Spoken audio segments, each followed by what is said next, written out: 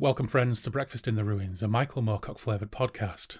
2023 is almost up, and it's time for another birthday special. Our fifth, in fact. Today is the 18th of December 2023, and it's Mike's birthday. And Phil's birthday, of course. So happy birthday to the both of you. And it's been a busy year all round for everyone. Mike's latest Elric short story has just seen publication in New Edge and Sword and Sorcery's Fall 2023 edition, and his Sexton Blake book, co-written with Mark Hodder, hit my doormat just about a week ago.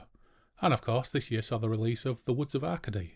As far as the podcast goes, we've doubled our listeners and downloads on last year's numbers, so that's super satisfying, and this is our 75th episode. A nice number, and one that I wasn't perhaps expecting to hit when we started, back in late 2019. And as for birthday girl Phil, she's just retired after 35 years in the NHS, and looking forward to a well-deserved break before she decides what to do next. And of course, all of the Christmas chocolates, booze and salty snacks are getting in my eyeline, so I'd better get this intro nailed down, as this show is a long one. It's a double bill of salutations as, first up, I welcome Joe Monti, editorial director at SAGA Press, to virtual D&amp, followed by some roundtable nonsense with Phil and Loz, where we look at some eyebrow-raising reviews and make a game out of it. A shit one, to be fair, but a game nevertheless. So, stock up on cheese footballs, charge your glasses with some weird local ritual booze, and join us as we say happy birthday Mike and Phil.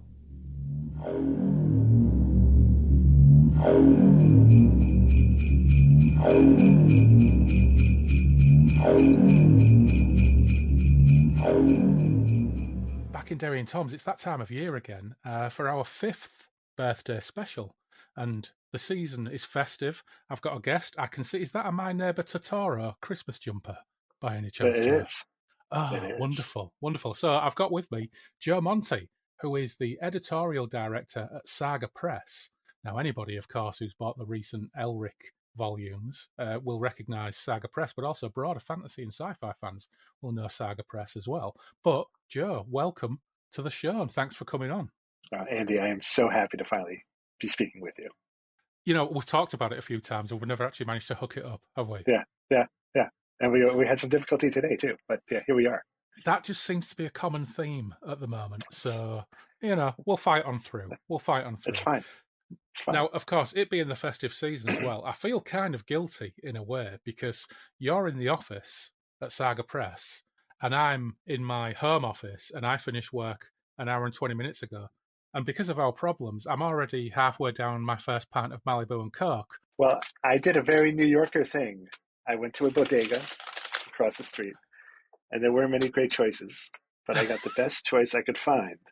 It's Nice. A Long Island lager, Beautiful. Long Island style lager. It's a pint, toasted lager, Blue Point. So we're going to try this, Andy, special for you. Get that cracked up. Oh, you're going to dare drink, especially for this occasion. That's it. Cheers. Drinking and publishing. Cheers. Oh, and how is it?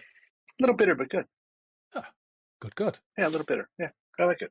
Now, of course, we've talked before about getting you on the podcast because quite apart from anything else, you are essentially Mike's current editor when it comes to republishing certainly the Elric books, but a few other bits and pieces as well. Now, before we get into that, I generally ask new guests on this podcast, what's your history with Moorcock? Well, I'm sure your history with Moorcock will probably come out as we discuss, but what's your history with genre fiction more broadly, and how did you get into it? I have two stories, but like the first one, the moment was summer of 1987. I'm turning 17, and I'm visiting my family's little house in Italy with my dad. My parents both immigrated. My mom from Argentina, my dad from Italy. And I'm reading The Great Gatsby for summer reading for class next fall, and finish it. And I'm like, I think I want to be an editor. Didn't know shit about it, but I just thought that this might be good. But before that, and I've been thinking about this a lot, was the summer of '86, the year before. That summer, I was a hacker, specifically a freak, which is like more of a phone hacker. And that's when I read Neuromancer. I read Dark Knight Returns, Watchmen, those three things, and Dune earlier in the year. But like really those three things that summer. That's the moment when I fell in love with the genre. And so when I said editor, I thought science fiction fantasy. Yeah. It wasn't Well, no other they're choice. Yeah. three pretty big hitter formative reads, aren't they? Yeah. For a Yeah. teenager. Yeah. Right. And I mean, Neuromancer was a year old, but like, even so, the other two were just happening. Neuromancer's a funny one, isn't it? Loz and I mention this quite frequently. For years, our favourite opening line in a novel was "The sky was tuned to the colour of a dead TV," which was absolutely fabulous. But to a kid who reads that now, doesn't quite hold the same meaning. Not at all. Not at all. Yeah, yeah. Because I know here, if you get a TV that's tuned to a dead channel, it's basically vibrant sky blue, which doesn't really work the same way, does it? And there are no dead channels anymore. There's always content. Yeah, very true. So what did you move on to from there then? And how did you accomplish your dream of becoming an editor? I'll tie this in if you want. With the Moorcock, I had, as a teenage boy, I had two posters over my bed. One was a picture of Christy Brinkley as a supermodel in a blue bikini. The other was it was an Elric poster. Michael Whalen, there we go. Yeah. One of the Whalen posters where he's holding Stormbringer like at his waist. And I was the kind of naive kid. I was almost 18 when I just had an epiphany, like, Queen. Oh, because he's gay. Oh, years, So I didn't realize that the sword's both it's his cock and his heroin needle both, So, but that's where it started, 14, the poster over the bed. The two BBSs that I was part of a hacker on was the Kearsarge Haderach and the Melibonian Council. So it started early, Andy. Yeah. So that's proper nerd territory. Yeah. You can't get nerdier than that, but yeah. No. You move on from there into, how did you accomplish your dream of getting into the publishing industry? The longest, most circuitous route possible. I was a bookseller at a couple of local bookstores. One was a chain, B. Dalton for your Americans, which eventually got bought by Barnes & Noble, which then eventually got bought by Waterstones, where we are now. But I went from there to running a couple of stores and then becoming a buyer at Barnes & Noble, and I bought children's fiction. That was my way in, middle grade and young adult. And one of my best friends to this day is the fantasy and science fiction buyer at Barnes & Noble, and he's perpetually single, so I was always his plus one at things, but including the first time I met Mike and Linda was at dinner when Warner Books was publishing him, and his previously editor, Betsy Mitchell, left, and friend, Jamie, took over. And I had just convinced her, because historical fiction was coming around. What year is this? 99, maybe. Historical fiction was having a moment, and I'm like, you should republish Gloriana. And they didn't have anything. They didn't have the files or anything, so they actually used my mass market copy of Gloriana to scan. And that's what the original reprint was. And we had dinner. Dinner in a little French restaurant, appropriately enough, with the five of us. And that was the first time I met Mike. I've seen him a couple of times since then during the years, but really, if you go from the 14-year-old to where I am now, and I'll tell you another story about that's even better. I pinch myself all the time working with Mike. Yeah, that's absolutely incredible. What a story! You become an editor, actually you started off as a buyer, didn't you? A buyer, and then I didn't finish it. How crazy rude. So buyer, I left then become a sales rep after 12 years of working at Barnes & Noble. Become a sales rep for a year and a half. That was a means to an end to get into the publishing side of things. Then I was at Little Brown. I was part of Hachette books for a year and a day. I was let go. And then I will just leave that one alone. And then I was a literary agent for 4.5 years during the bad times and the recession here in the U.S. And then this possibility happened here at Simon Schuster after 4.5 years. And this is my dream job, Andy. I mean, there's a colophon for SAGA Press. It's a chalice. It's the whole story of the Norse God saga. It may be Freya because the editors are all messed up in partials. But her job was, after Odin was done with things for the day, Hugin and Mugen came back and told him what's what. He would go meet Saga on the shore, and she'd feed him. The only thing he ever ate or drank was the meat of poetry, and she'd hand that off to him in a chalice, and that's what the colophon of the imprint is. And because this is my dream job, it's my tattoo. And this is it, man. It's been 10 years, about a month ago, of doing this, and I hope I retire doing this, because this is what I really always wanted to do since I was 17 years old. I didn't know anything about it. Yeah, that is absolutely wonderful. I think when you find a job that, in any walk of life, if you find a job that doesn't feel like work and it's something that you absolutely love, well, that's a real blessing, isn't it? Yeah. I mean, it's work sometimes, right? There's a lot of junk to do, but there are times when you're just sitting around, like you're editing books or emailing Mike, or anything. It's a joy, and not only that, but it's a net positive in the world. Yeah. So how did the reprint of the Elric saga come about? Because I think in the UK, certainly, it was the Gollancz collections from about 10, 12 years ago were the last time they were revised and put in print again. So how did that come about? And, quite apart from anything else, they are the most marvellous, beautiful editions. But how did that come about? Thanks. Yeah, I mean, I had when I was here, I reprinted a couple of things. So I reprinted Gloriana, and his U.S. agent knew, Howard Moorheim knew that I was a fan of Mike's, and the rights just became free again because Del Rey here in the U.S., part of Random House, they had done these other editions, like 6 volumes, 5 volumes, I forget right now, and they were pretty the hell out, a lot of nice art in them, but they were messy. And, even as a big fan as I am, they had so many different things in each volume. There was no linear progression. There was no sense of like, okay, well, this is how you go from books 1 to 6, the stories in between. It was just everything. And for a completionist point of view, it was nice to have everything, but it was also done in an odd way that didn't fully fit. So when Gollancz did their editions, and the rights were getting free at the same time, I was offered the opportunity to do it. Titan had been doing some Eternal Champion reprints. Tor had done a couple. And being a bookseller, I thought that they had, not Gollancz, but Titan and Tor had both published them improperly. They published individual titles, so the Swords books, right? The Swords trilogy, each individual one. Like, no, nobody wants, like, that's not how people read and buy physical books much anymore. I think it was an omnibus edition. That was the way to go. And so that's what I wanted to do.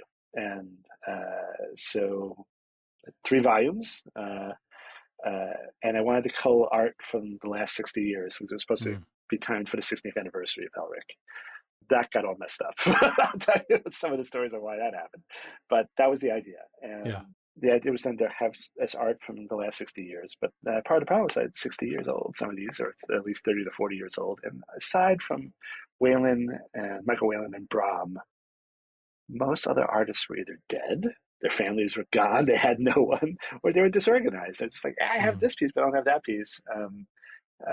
Or I have it scanned, but I don't have it scanned anymore. I sold that piece of art off years ago. And, so I had plans to do a lot of art, and it was contained to just certain pieces. But still, I was able to insert color pieces into it, and then the pandemic happened. And these plans all went awry because printers shut down in the U.S. Printers who could do color inserts and the kind of paper that you need to have in order to do that were not available. We had to go do them overseas. We planned, especially for the third volume, which is the biggest of the 3, it's 1,000 pages. We were printing in China, and then they refused to print it because their censors found something in the errata. There's nothing there. But regardless, we weren't going to listen to them. So we had to scramble last minute to go find a publisher, a printer, to publish these. And we had 24 hours. And the production team was great. They figured it out. We had 2 choices between Morocco and Spain. We chose Spain. This is the secret story of volume 3 of the Saga editions, the White Wolf, if you will. The cover's there, and then the inside of the cover is a poster of different pieces of art. And that came because we couldn't do the inserts, because we had 24 hours to switch it out. And this printer could do it and still keep the time schedule to have it out in time, but they couldn't do the inserts on the inside. So everyone seems to like it, but that's a true story about how it happened. Right. it was a wild time. It was a wild time. And we missed the 60th anniversary year by a month because we had all these delays of the pandemic and people weren't showing up to work, and so they couldn't print the book. Yeah. It's crazy, but we made it happen, and they're pretty. And most importantly, it's the Galan's files. It's literally, I'll take the Galan's files. So it's Mike's preferred editions. They're in the linear order. And again, it's the 60th anniversary. That has never happened in the US. Sure. I mean, originally when he was published by Daw, the mass markets, which I have here on the shelf too. Sure. As they were coming out. But I'm talking about since then, since all the other revisions and things that Mike's done, they've all been scattered. Yeah. They've never just been published. Okay, here's book 1, here's book 9. It's not that hard to figure out, but here we are. And the readership appreciated it. And it's sold very well. Yeah. Well, I know in the UK, the print runs that were available, I mean, I got mine through a Scottish company called Blackwell Books to avoid the main player. But the print runs were running out very, very quickly. So there's obviously a lot of people who were ordering them and getting them on back order for the next run. So and incredibly, because I know I've bitched about this on this podcast before, about how Waterstones don't carry Moorcock books, whereas they carry Philip K. Dick, Waterstones in Bradford, Waterstones in Hull, Waterstones in Leeds. Very, very hard to find a Michael Moorcock book, which I find absolutely staggering. But the Saga editions in Waterstones, and not only that, but Citadel Forgotten Myths. That's in Waterstones as well. That's in Waterstones in Bradford as well. So I think because they're so beautiful, the book buyers in Waterstones in the UK are probably seeing them going, we can put those on our fancy schmancy special editions shelf, which I do wonder, with those Golanx editions, they were so plain and frankly a little bit ugly. They look fine all lined up on the shelf. Ugly, but they're plain. I do think they're a little bit ugly, to be honest. I think when they're lined up on the shelf, they look fine with all the colours, but those covers with a really beautiful artwork contained in a tiny little circle to the right of the title is such a waste. Because surely, if the licensing that artwork or however it works, why contain it in that tiny? Anyway, I'm just moaning. I'm just moaning at this point. Look, the right idea was always let's do full bleed, art, just do the whole cover and that, and it feels simple, but everyone's really responded nicely, which is great. Yeah.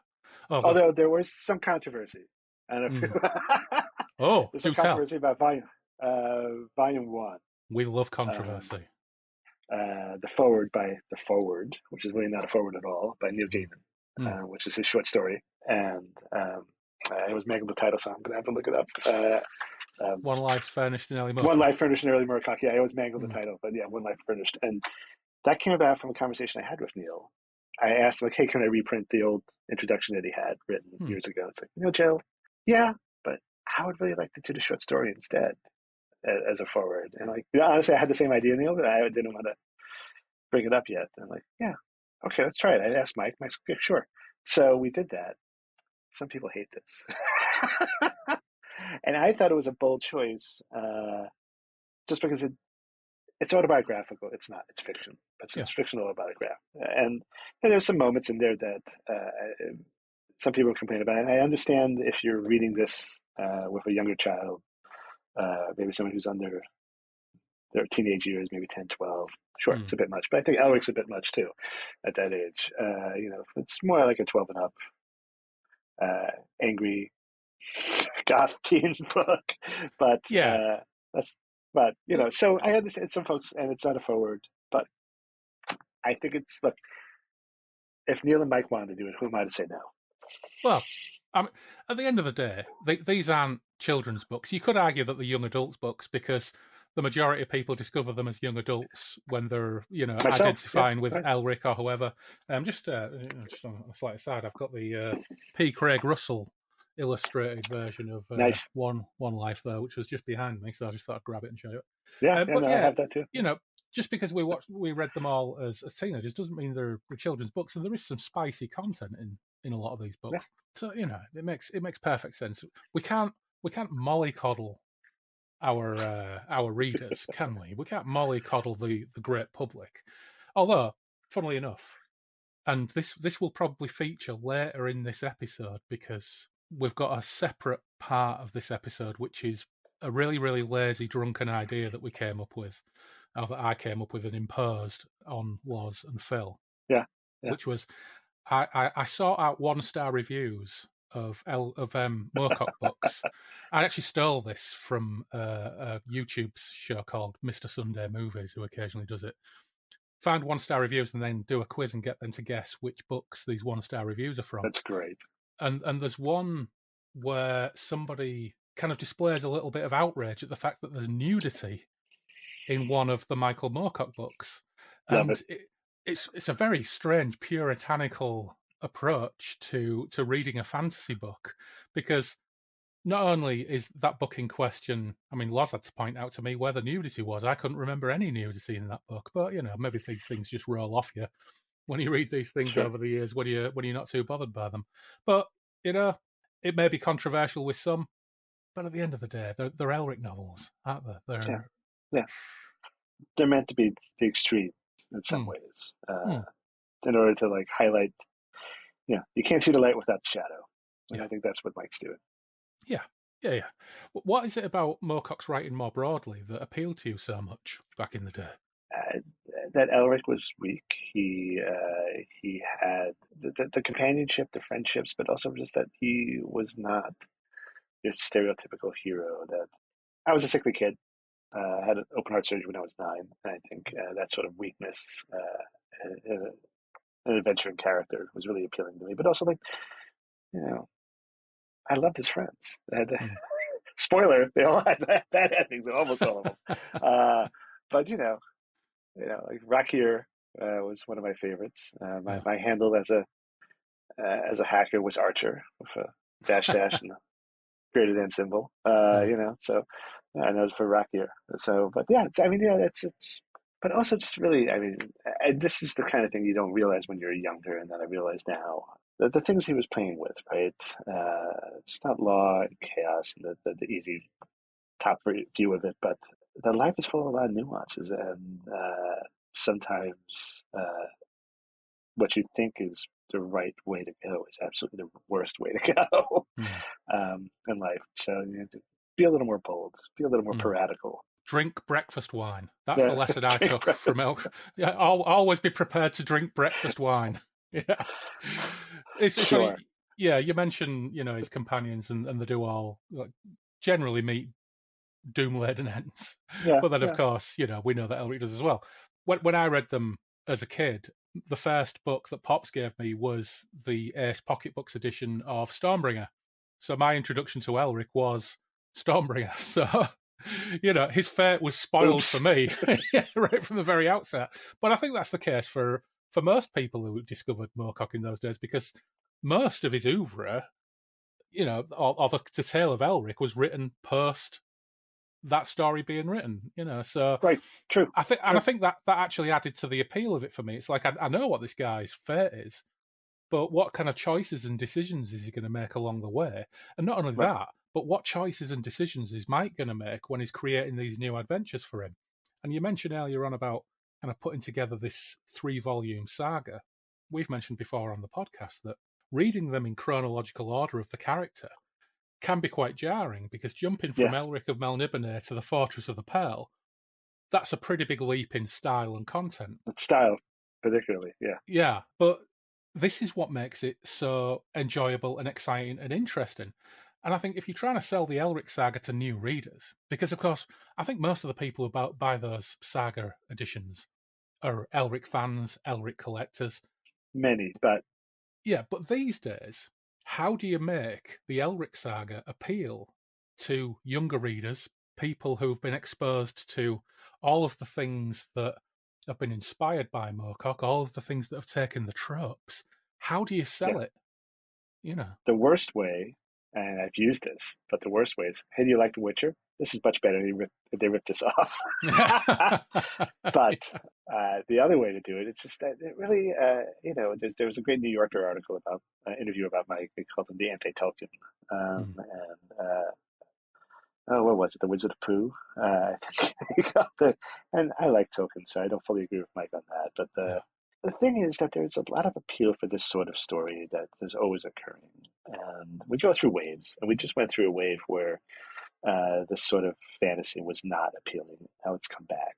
And I think, you have the thingness of books is appealing to younger readers. And by younger, I mean like 20-somethings, even 30-somethings. They appreciate the physicality of books. That's just why ebook sales slowed. And so when they see something like this, and the fact that we've got the color and paper maps, and we can talk about the maps too, but it's like, oh, it's a thing. And even if you buy a full price of $30, like, all right, this is worth it. And that it's done, which unlike other series are not. But I don't think the things that date the books are not things that break it. And so I don't find certainly misogyny, in there is in there, but like, not to excuse it fully, but like I don't think it breaks the book still. So I have found that yes, there is a certain readership that when we go to conventions and we're selling it to live to consumers, you see people roughly of a certain age and up. But there are lots of other folks too. I mean, like there's no way the readership these are sold too well for it just to be that readership. So I think it's also just the fact that here they are in a way that you can actually read it that makes sense without having to be a fan ahead of time. Yeah, because they are famous. I mean, so it's and of course there's the TV show hopefully still happening. Do you have any scoop on the TV show? Zero. It was the strike delayed things. It doesn't mean anything's not happening. That's as much as I know. But nothing is not happening.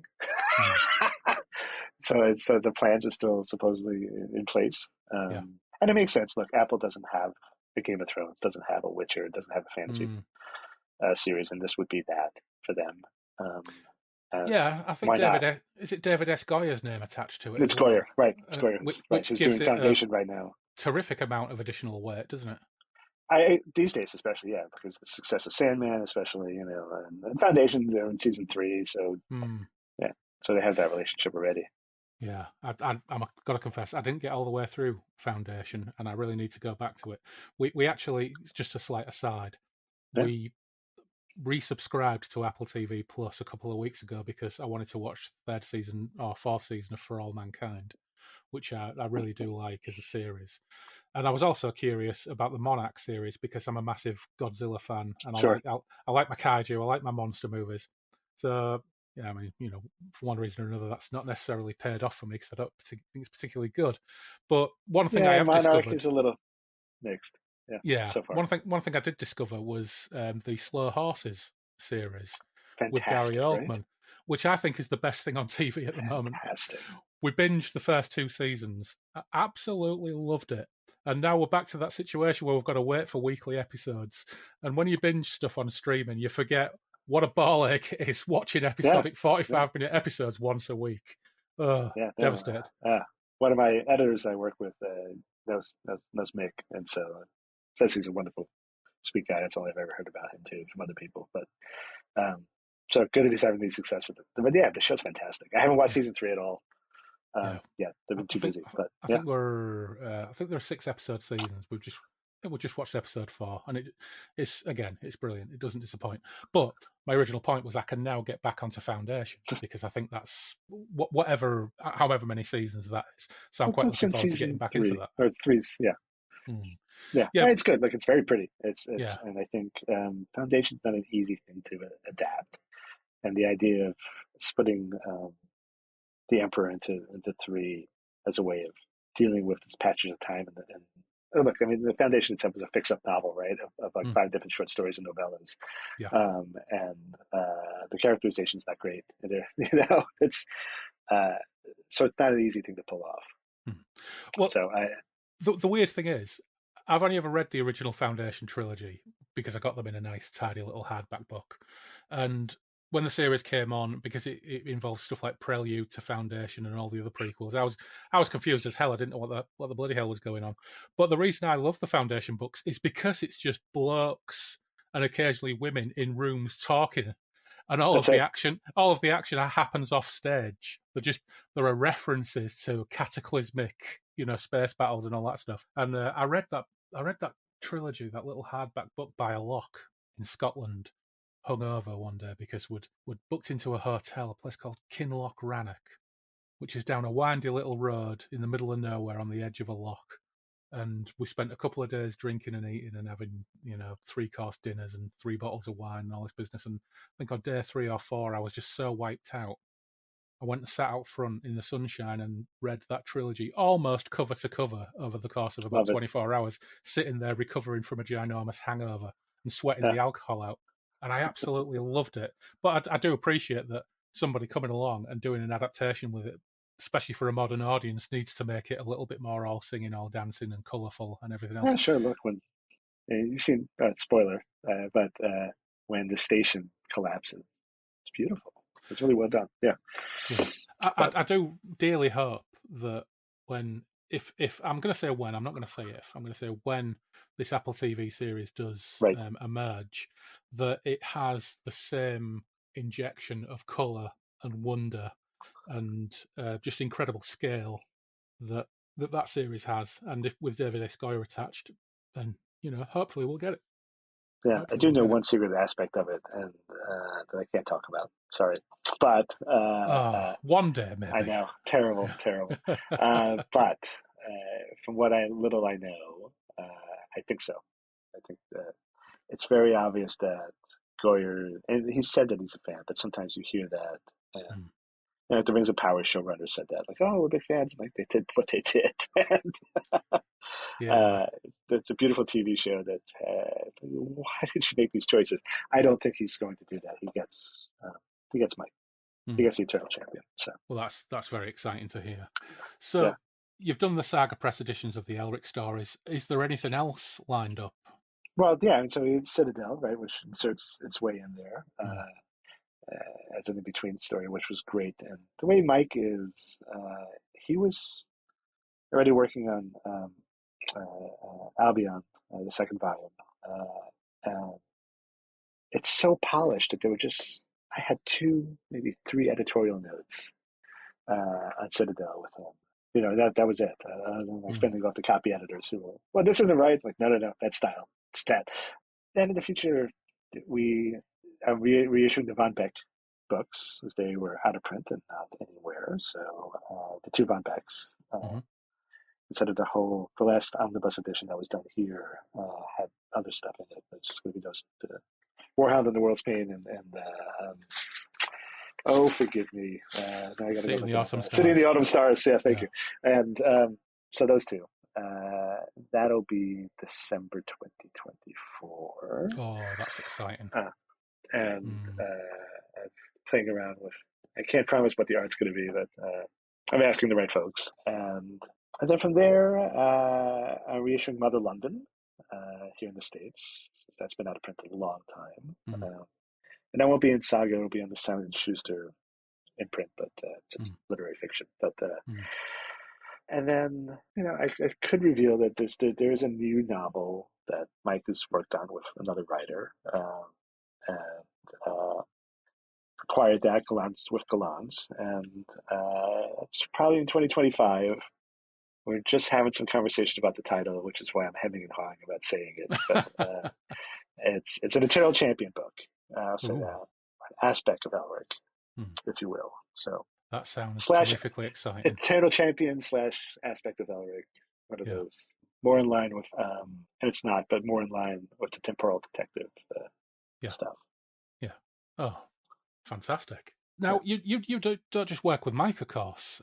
You've worked with, or you do work with, a whole host of other fantasy luminaries as well. So who else have you been working with? I got to work with Le Guin before she passed away. I did an illustrated edition in New York City here in the background. It's Christmas time, and so the cops are all around the tree.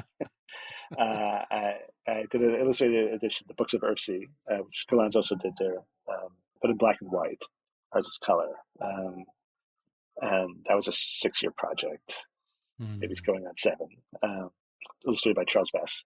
And that had her last short story, I'm always tempted to tell it's a bit of a spoiler, but the books are also about 50 odd years old, but 55 years old. At least the first one. But the main character, it's a bit of a downer story, but like, yeah. Anyway, it was wonderful to work with Ursula and work on a couple of reprints and some collections of hers. And so nothing new except a new story in there. The last story she ever wrote. So that's a highlight, of course. Currently working with Peter Beagle on his next novel, which is coming out in May, both in the US and UK, also Gowan's. We do a lot of work together. It's called I'm Afraid You've Got Dragons. Let's see, any other octogenarians that I'm working with? I think that might be it as far as that goes. But newer folks, I published Stephen Graham Jones, who's a horror writer, and Rebecca Rowan Horse, another fantasy writer.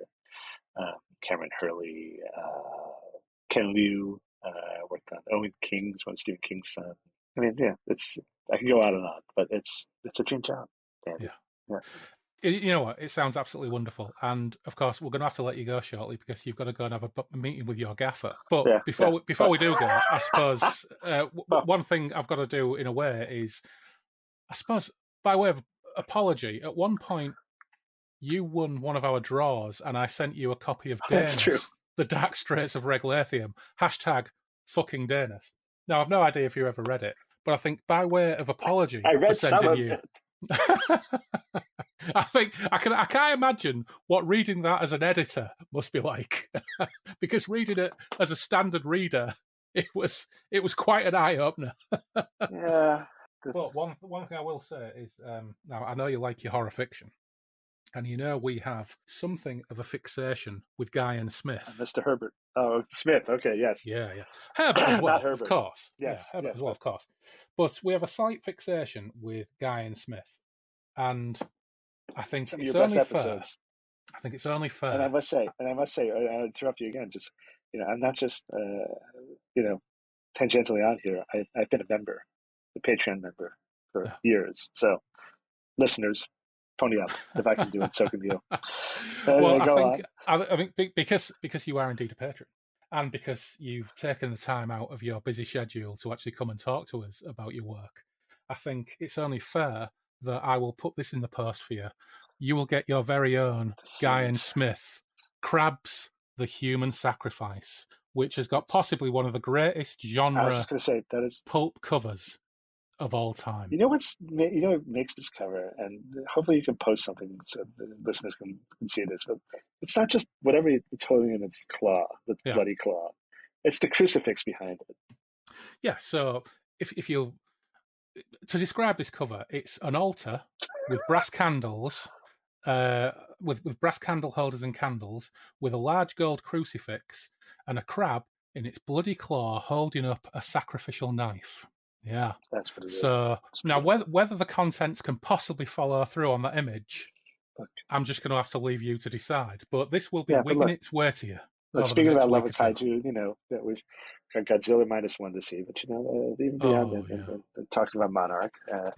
Look, Meg was a fantastic. I haven't seen the second one, but Meg was a fantastic movie. The second one, I loved the first 20 minutes, and then it got away from me a little bit. The second one, I think it seemed like it was going to properly embrace the ridiculousness of it all. It never quite followed through on the premise. And one of the biggest disappointments for me was there's a portion in the trailer where it looks like Statham is riding the crest of a wave on a jet ski with a samurai sword. Love it. It's not a samurai sword. And that was the most disappointing part to me, was that when that scene actually occurs, it's not actually a samurai sword. And I thought, holy moly, they must have seen this image and thought, this is so gonzo, we have to follow through on it. But yeah, they don't quite follow through, sadly. Oh, but entertaining enough. Enough. Yeah. Speaking of entertaining ridiculousness, I need to interrupt and just talk. We got to touch upon some role-playing games for a little bit. So we traded emails on this a little bit, but I own 3 different versions of Stormbringer. First, 4th, and 5th. Yeah. And I've got Hawkmoon, a friend, got me a file for Quorum, but I haven't looked at it yet. And I've got Black Hack, and I feel like there's something else around, but like I haven't seen the French one yet. Have you? I signed up for it, but I haven't got. Yeah, I got the Quick Start PDF Yeah. because I backed the board game, the box board game. So they sent me the Quick Start PDF. They sent it out to all Kickstarter backers, and you know what? It's fine. It's okay. I think that they go into a great deal of depth about certain background aspects of the world, and I find that to some degree less interesting than when someone comes along and nails a system that nails the tone of the material, rather than a gazetteer of all the stuff, which is why I liked Black Sword Hack so much. I thought the system is really simple, really straightforward, but it nails the feel of the fiction that it's trying to emulate. And that's what I tend to look for. Now, back in the day, I would quite happily read a 400-page, 500-page Talislanta-style huge hardback book. Well, this is what I wanted to get into, actually. Go on. But these days, I want something I can read in bed without breaking my wrist. You know? All right. So my point is, like, I read and collect RPGs now far more than I play. Just the time and family. Yeah. Right. But what I've noticed now with this life I have is that, speaking about like what my curve was coming into the field, I think it's also through RPGs, and that RPGs were intrinsically about the craft of storytelling and narrative. And a lot of what I've learned about like how to edit a book, those points of narrative, those set scenes and pacing and characterization come from my love of RPGs and the ones that are constructed well, and not just playing and DMing and anything, but just the books themselves. And that's what I find I read them for now. And, so that's why I'm interested in all these different versions of Stormbringer and whatnot. And that was the somewhat elusive, like, perfect one. Probably basic role-playing and, going back to some version of the modern basic role-playing in the first edition, second edition, but, whatever. It's probably the way to go. But, like, I think of that, and I think for other Moorcock fans, this book, which I'm holding up, Death is No Obstacle, his book-length interview with Colin Greenland. If you like Moorcock, you should read this. Find a copy. I think it's available definitely in the UK, I think. It is. I got one off eBay about 3 years ago in really nice condition. Yeah. But I love it, and I love what they do. RPGs, but 2 books and book series. Like I'm going to pick up the Rivers of London one just because it's a book-related one. I'm not a big fan of the series. Not that I have anything against it, but just not much time. But just, again, that sort of thing, the immersion of storytelling. I picked up the Lioness role-playing game. How was that? The system it uses is the Mithras system, what was RuneQuest 6, the Mithras system. And it's a crunchier version of BRP, which is, with the players that I play with, if I'm running a game for them, absolutely useless system for them, because they don't want in-depth detail, they don't want number crunching, they don't want loads of maths, they don't want to have to, figure out complex equations and use different combat maneuvers. They want to roll dice as little as possible. And when they do, they want it to be simple. Which, funnily enough, the game that probably went down the best with them that I ran for them over the course of a number of years, well, there were 2 really. One was West End Games Star Wars, the D6 Star Wars system, which is just super simple, and the other is Barbarians of Lemuria, which again is 2d6 versus a target number, and it's super super simple. But and I've said this before, the weird thing is that none of them would ever buy a rule book to read. They would always entirely rely on whoever's running the game to provide everything they needed. Typical, Until we played Dungeons and Dragons 5th edition, then they all ran out and bought players' handbooks. Why? I have absolutely no idea. But my cousin Emily, who's a good 20 plus years younger than me, she, at that point, she'd never played role-playing games before and would played, I think Loz had run like a Hawkmoon game, would played Call of Cthulhu, I'd run a Barbarians of Lemuria game, which wasn't actually Barbarians of Lemuria, I just used the system, but it was a game I'd written about German poets in the late 17th century, and it all started off with Poetry Night at the Moon in Pfennig, but it was like a little bit like sort of weird fiction kind of thing. And they all really enjoyed that. But the moment I said we're going to play Dungeons and Dragons, Emily's attitude was like, all right, we're doing it properly now. We're entering the big leagues. And my reaction to that was I was bristling. I was absolutely bristling. I was like, "No, that's not true. It's still got this. It's vanilla. It's vanilla ice cream. Cachet. Yeah, it's still got this cachet and this kind of aura around it that people think, oh, now we're going to play the real thing. Look, I mean, I'm taking on it, but like, I understand what you mean, and I feel the same way. But like, the thing about fifth edition, the Matt Mercer effect, for lack of a better term, is that it's very inviting, right? And that, sometimes there's, I always forget to mangle the phrase, analysis paralysis. I think is that when you go here in the States, or I live in New Jersey diner, that's 5 pages of menu, and like you can get everything in the world. Yeah. And sometimes when you're affected with that, like it's too many choices and you can't do anything. Somehow fifth edition doesn't do that, although it's still there. Although it's very easy, like you're a tiefling. That's the one that's always easy. Like, you're a tiefling, aren't you? But it's inviting because it lets you have these little subdivisions of personality and translating it into something actual, if you will. Yeah. That a lot of other role-playing games don't, or you had to go through a lot of hoops in order to do it.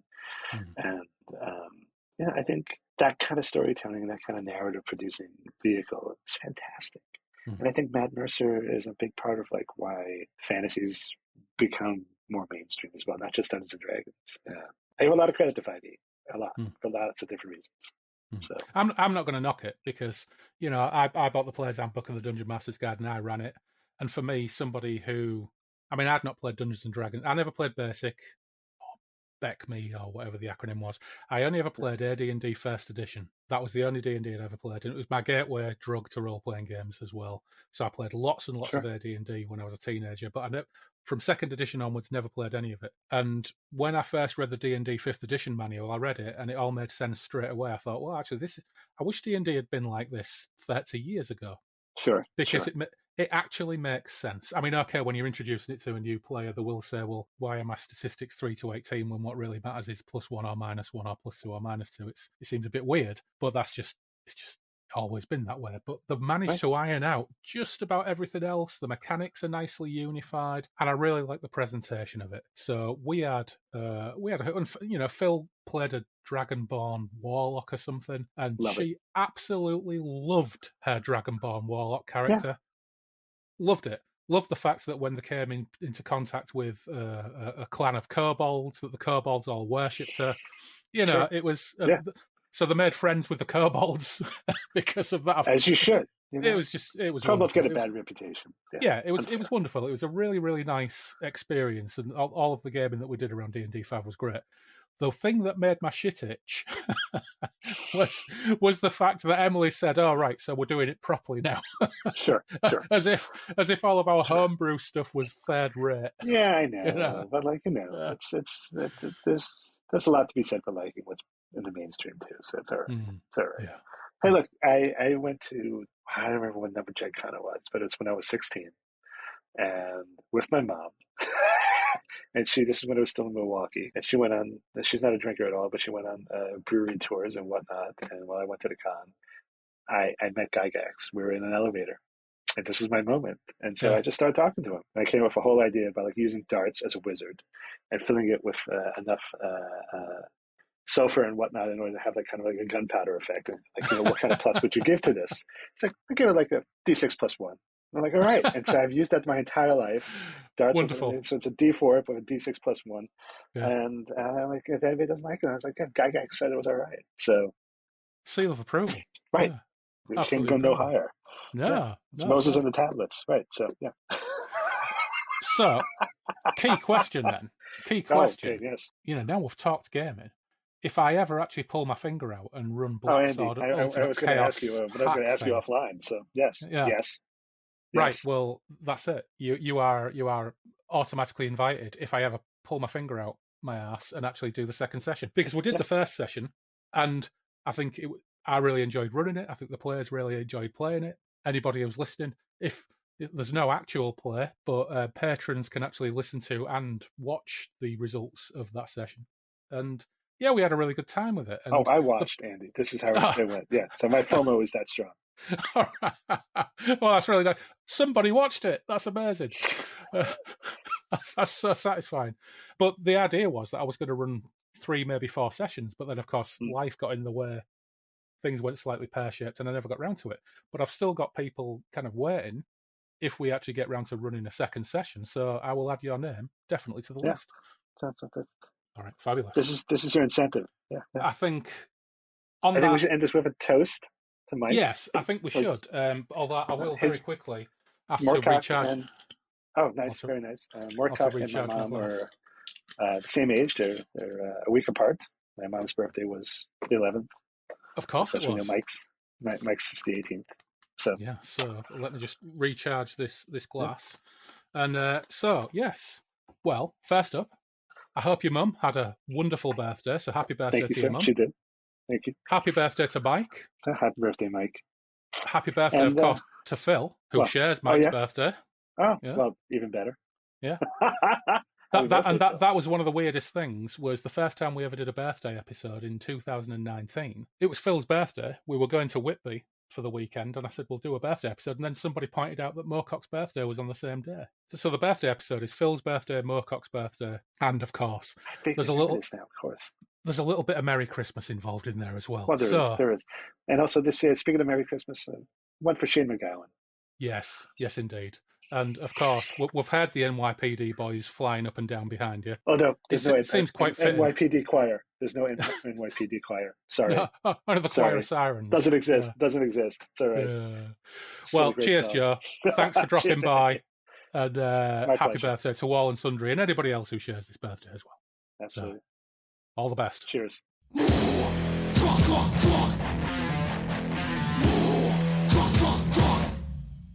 So it is Phil's birthday. It's the traditional, no idea whether this will be the first half or the entirety of, or one small part of our traditional annual birthday stroke Christmas episode. Who knows, there might even be more than that. But welcome back to Derry and Tom's Loz, number 1. Hi. That'd be me. Yeah. And welcome back, Phil. Hi. And happy birthday, Phil. Happy birthday, Phil. Yes, happy birthday and happy birthday, Michael Moorcock, of course. Happy birthday, Merry Christmas Michael. to everybody who's listening.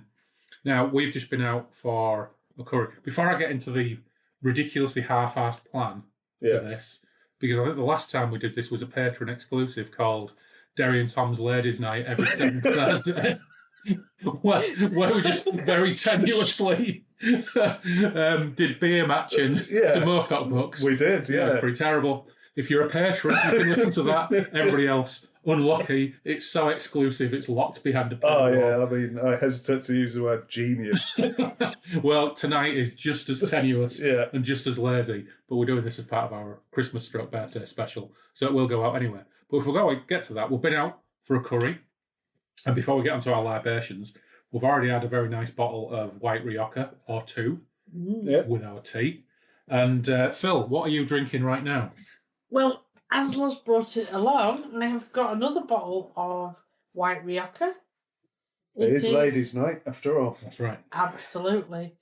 And I haven't got my glasses, but I think that says... Would you like me to read it for you, Phil? Oh, that'd be lovely. Yeah, I know you're struggling at your age. Thank you. Yeah, it's got one of those annoying fonts. Apparently, it's a Baron... What do you see with those elf eyes? Fuck all, my lord. I haven't got any bins or... it's a specially selected, well-balanced white wine with refreshing citrus notes and apple aromas. Not my words, the words of the bottle. It's a Baron Amarillo, if I'm going to be Spanish. Yeah. It's a limited edition. Extremely exclusive and expensive. That's why I brought it. Oh, thank you. Very good. That's some shit from Aldi. Yeah. Or other supermarkets are available. Yeah. Seeing as you read that, I'll read out what we're drinking as our palate cleanser. Now, when I recorded with Carl a while back, Carl Lovitz, I had a Gravity Well beer. And this is another Gravity Well beer from that same shopping trip. And it's Gravity Well Photonic Molecules. And it's a bright and zippy pale ale featuring Idaho 7, Mosaic, and something else I can't quite read because of the label. Aquano? Aquans? It's easy for you to say. Yeah, it's not. whatever. It's got G's in it, I think. Yeah. Yeah. Anyway, it's a fairly pleasant pale ale at 4.8%. I like it. Yeah, it's all right. It's quite a cloudy one, isn't it? It's a good sipping beer. It is a cloudy pale, and the other one we had from Gravity Well was also a hazy pale, but I think that was 6.8%. So this is like the weaker, younger sibling. Yeah, the ladies' version, because Yeah. it is ladies' night. After Yeah, all. it is. It's Every ladies' night, second every Thursday. 7th Thursday. Yeah. Photonic Molecule sounds Yeah. like a really good prog rock album, doesn't Yeah. it? Or, Yeah, it does. or band. Well, funnily enough, it's funny you should say that, because once we get onto our hastily assembled sort of quiz that we're going to take into, the first clue I'm going to read you would make an absolutely fantastic Italian prog album title. So, before you start, Yeah. and you can cut this out, but you talk about Ladies' I'm Night cutting on nothing. Thursday. No. My birthday's on a Monday this year. Yeah, and technically it's actually a Saturday Yeah. when we're recording this. I know, but you're talking about doing it. You've just destroyed the veil. Oh, You've destroyed mate. the veil of... The fourth wall has been destroyed. Absolutely destroyed. So we can cut will, this out. how will we cope with maintaining verisimilitude for our listeners? Cut it out. No. Cut it out. Cutting nothing. You had one job, Phil. One job to pretend. You kept And what have talking you about Thursday's Ladies' Night. Yeah, and you had to actually have a word about that. That's right. You couldn't let it go. Yeah, because Michael woke up and go, but my birthday's on a Monday. What they're talking about? And he'd also be going, why am I not at Ladies' Night Yeah. at Derry and Tom? True. Yeah, that's... Well, to be fair, Mike, up an invite. Yeah, if Yeah. you fancy it, Yeah. you know. Up an invite. But you have to bring your own beer. Yeah. Just saying. Well, you know what? Seeing as it's Mike, Yeah. I would stretch to a ridiculously hideous... We'd 13% ship the bottle. beers over. Yeah, that's right, yeah. We'll send him some. Yeah. We'll send you some, Mike. Yeah. Anyway, That's so the fine. plan is, the tenuous, ridiculously stupid plan is that I went online and found as many one-star reviews of Moorcock books as I could possibly find from various fora where you get reviews rated from 1 to 5. So I'm going to read out clues. Actually, not clues. I'm going to read out reviews. Reviews. Or portions of reviews from a variety of different people. Won't always be the same person. And your job is to consider what that review could possibly refer to. Okay. Are you ready? Are you ready, quizzers? Yes. Are you I'm ready, ready. Phil? Yes, I'm ready. Are you ready, Loz? Yes, I am ready. Okay, we're going to kick off with this one. And the review goes thus. Original price, 14 Deutschmarks and 80, isn't it, Pfennigs? 14.80. Very strong signs of use. Partly smeared with chocolate. Good author, good story, but not for €33. Condition too bad and slight odour. How am I supposed to guess that? That's quite vague, isn't it? So what do you reckon? And I'm not going to keep a tally. I'm not going to keep a tally of points. That's because you won't need to. Let's say if you can get Right. this one from that clue, 5 points. Right, I'm going to go for chocolate stains, you say? Yeah. What Moorcock character could possibly demand that you drool chocolate on the book while you're reading it, like some kind of degenerate? I'm going to go for a Jerry Cornelius book. Okay, which one? I will go for... It's tense. It's tense. Condition of Music. You're wrong. No, I haven't. Yeah, Yeah, she is for that. I should be more positive. That would have been I should amazing. be more positive, like Roy Walker on catchphrase. I should say, That's- "You're not right." Yeah, that's good, but not right. The answer is Columbo. No, I'm not going to be able to name a book, but I'm thinking Von Beck. You're also wrong. It's Okay. Elric of Melniboné. I was going to go with that. That was my original thought. Yeah. So that's a, let's call that a loose start of 10. Yeah, I think the phrase loose and starter and for 10. Probably. All right, so you'll get a few more detailed clues on this one. Okay. I was hoping it might be something to do with the book. Well, As opposed to unlucky. the condition of the book. Unlucky. Right, fair enough. All right, so next up, what book is this? And I've got 5 extracts from reviews here to work through. All right. Okay. And it will become more apparent as we go through them. So, first one. Sorry, I've been a humongous fan of Michael Moorcock for 40 plus years, but this is his worst. Finishing it was like gnawing my way through a Brussels sprout flavoured brick wall. Far too little action, far too much stuff inside other people's or other gods' heads. Ooh. It's got to be an Ericos. An Ericos? What do you think, Loz? So Phil's going Ericos. I might have to hear it again. I'm thinking maybe 40 plus years. That must be a modern one. I would go. Yeah, it's taking too long. Too much dead air for the podcast. Okay, all right. I reckon it's an Elric book. I never picked up on the 40 plus year. I'm going to go for the second extract from a review. Oh. And this is the same book? Yeah. So another thing that I've got to point out is whenever these reviews mention the character, I'm just going to use that old Simpsons thing of Mr. Black. Okay. So it says, when did Mr. Black become a bore? Go back to the exciting early days, please. More action and less of the tedious soul searching. Fortress of the Pearl. Wrong. Blank look from Phil. Clip That's 3. good, but not right. Yeah, that's good, but not right. Extract 3. I've been an avid Mr. Black fan all my reading life, and that's been a long time. But this book just didn't hit the mark. Where was the sorcery? Where were the chaos gods? Sorry, your time is done. Oh, Revenge Sad of the face. Rose. Wrong. Phoenix of Obsidian. Wrong. Okay. Dragon Review and the Sword. Here we get one. Review extract 4. This book is made up of 3 connected short stories. The first 2, which I understand were written long ago, are absolutely fantastic. The third, and by far the longest, is unfortunately absolutely dreadful. Tedious, wordy, and unremarkable. It meanders along at a snail's pace, never really getting to anywhere interesting. So it's the new one, whatever it is, Citadel. You want to get points if you can name it. Oh, I can't remember what it's called. Oh, Forgotten yeah. Citadel, Forbidden Citadel, something to do with the Citadel. Elric's last book. Well, I can't remember what it's called. yeah. It's got to be close for that. Yeah. I've got the word Citadel mentioned 4 times. You're pretty close. You're pretty close. Let's see if this last one rattles the memory. So this is the final one. As someone who over the decades has read all of Michael Moorcock's Eternal Champion series, along with many of his other works, I was pleasantly surprised to discover that he had written another Mr. Black book. Below are my minimalist thoughts upon the pros and cons of this latest book. Story. Not bad, a bit slow in parts, but gets there. Contains light waffle. 2. Brilliant. Top notch. Moorcock at his best, A+. Story 3. Death by waffle. You get just over halfway in before the whole thing descends into page after page after page of pointless, self-indulgent, at times incomprehensible and excruciatingly boring waffle. This guy likes his waffles. Yeah. For the first time in nearly 50 years of reading Moorcock, I found myself not wanting to pick this book up again to finish it.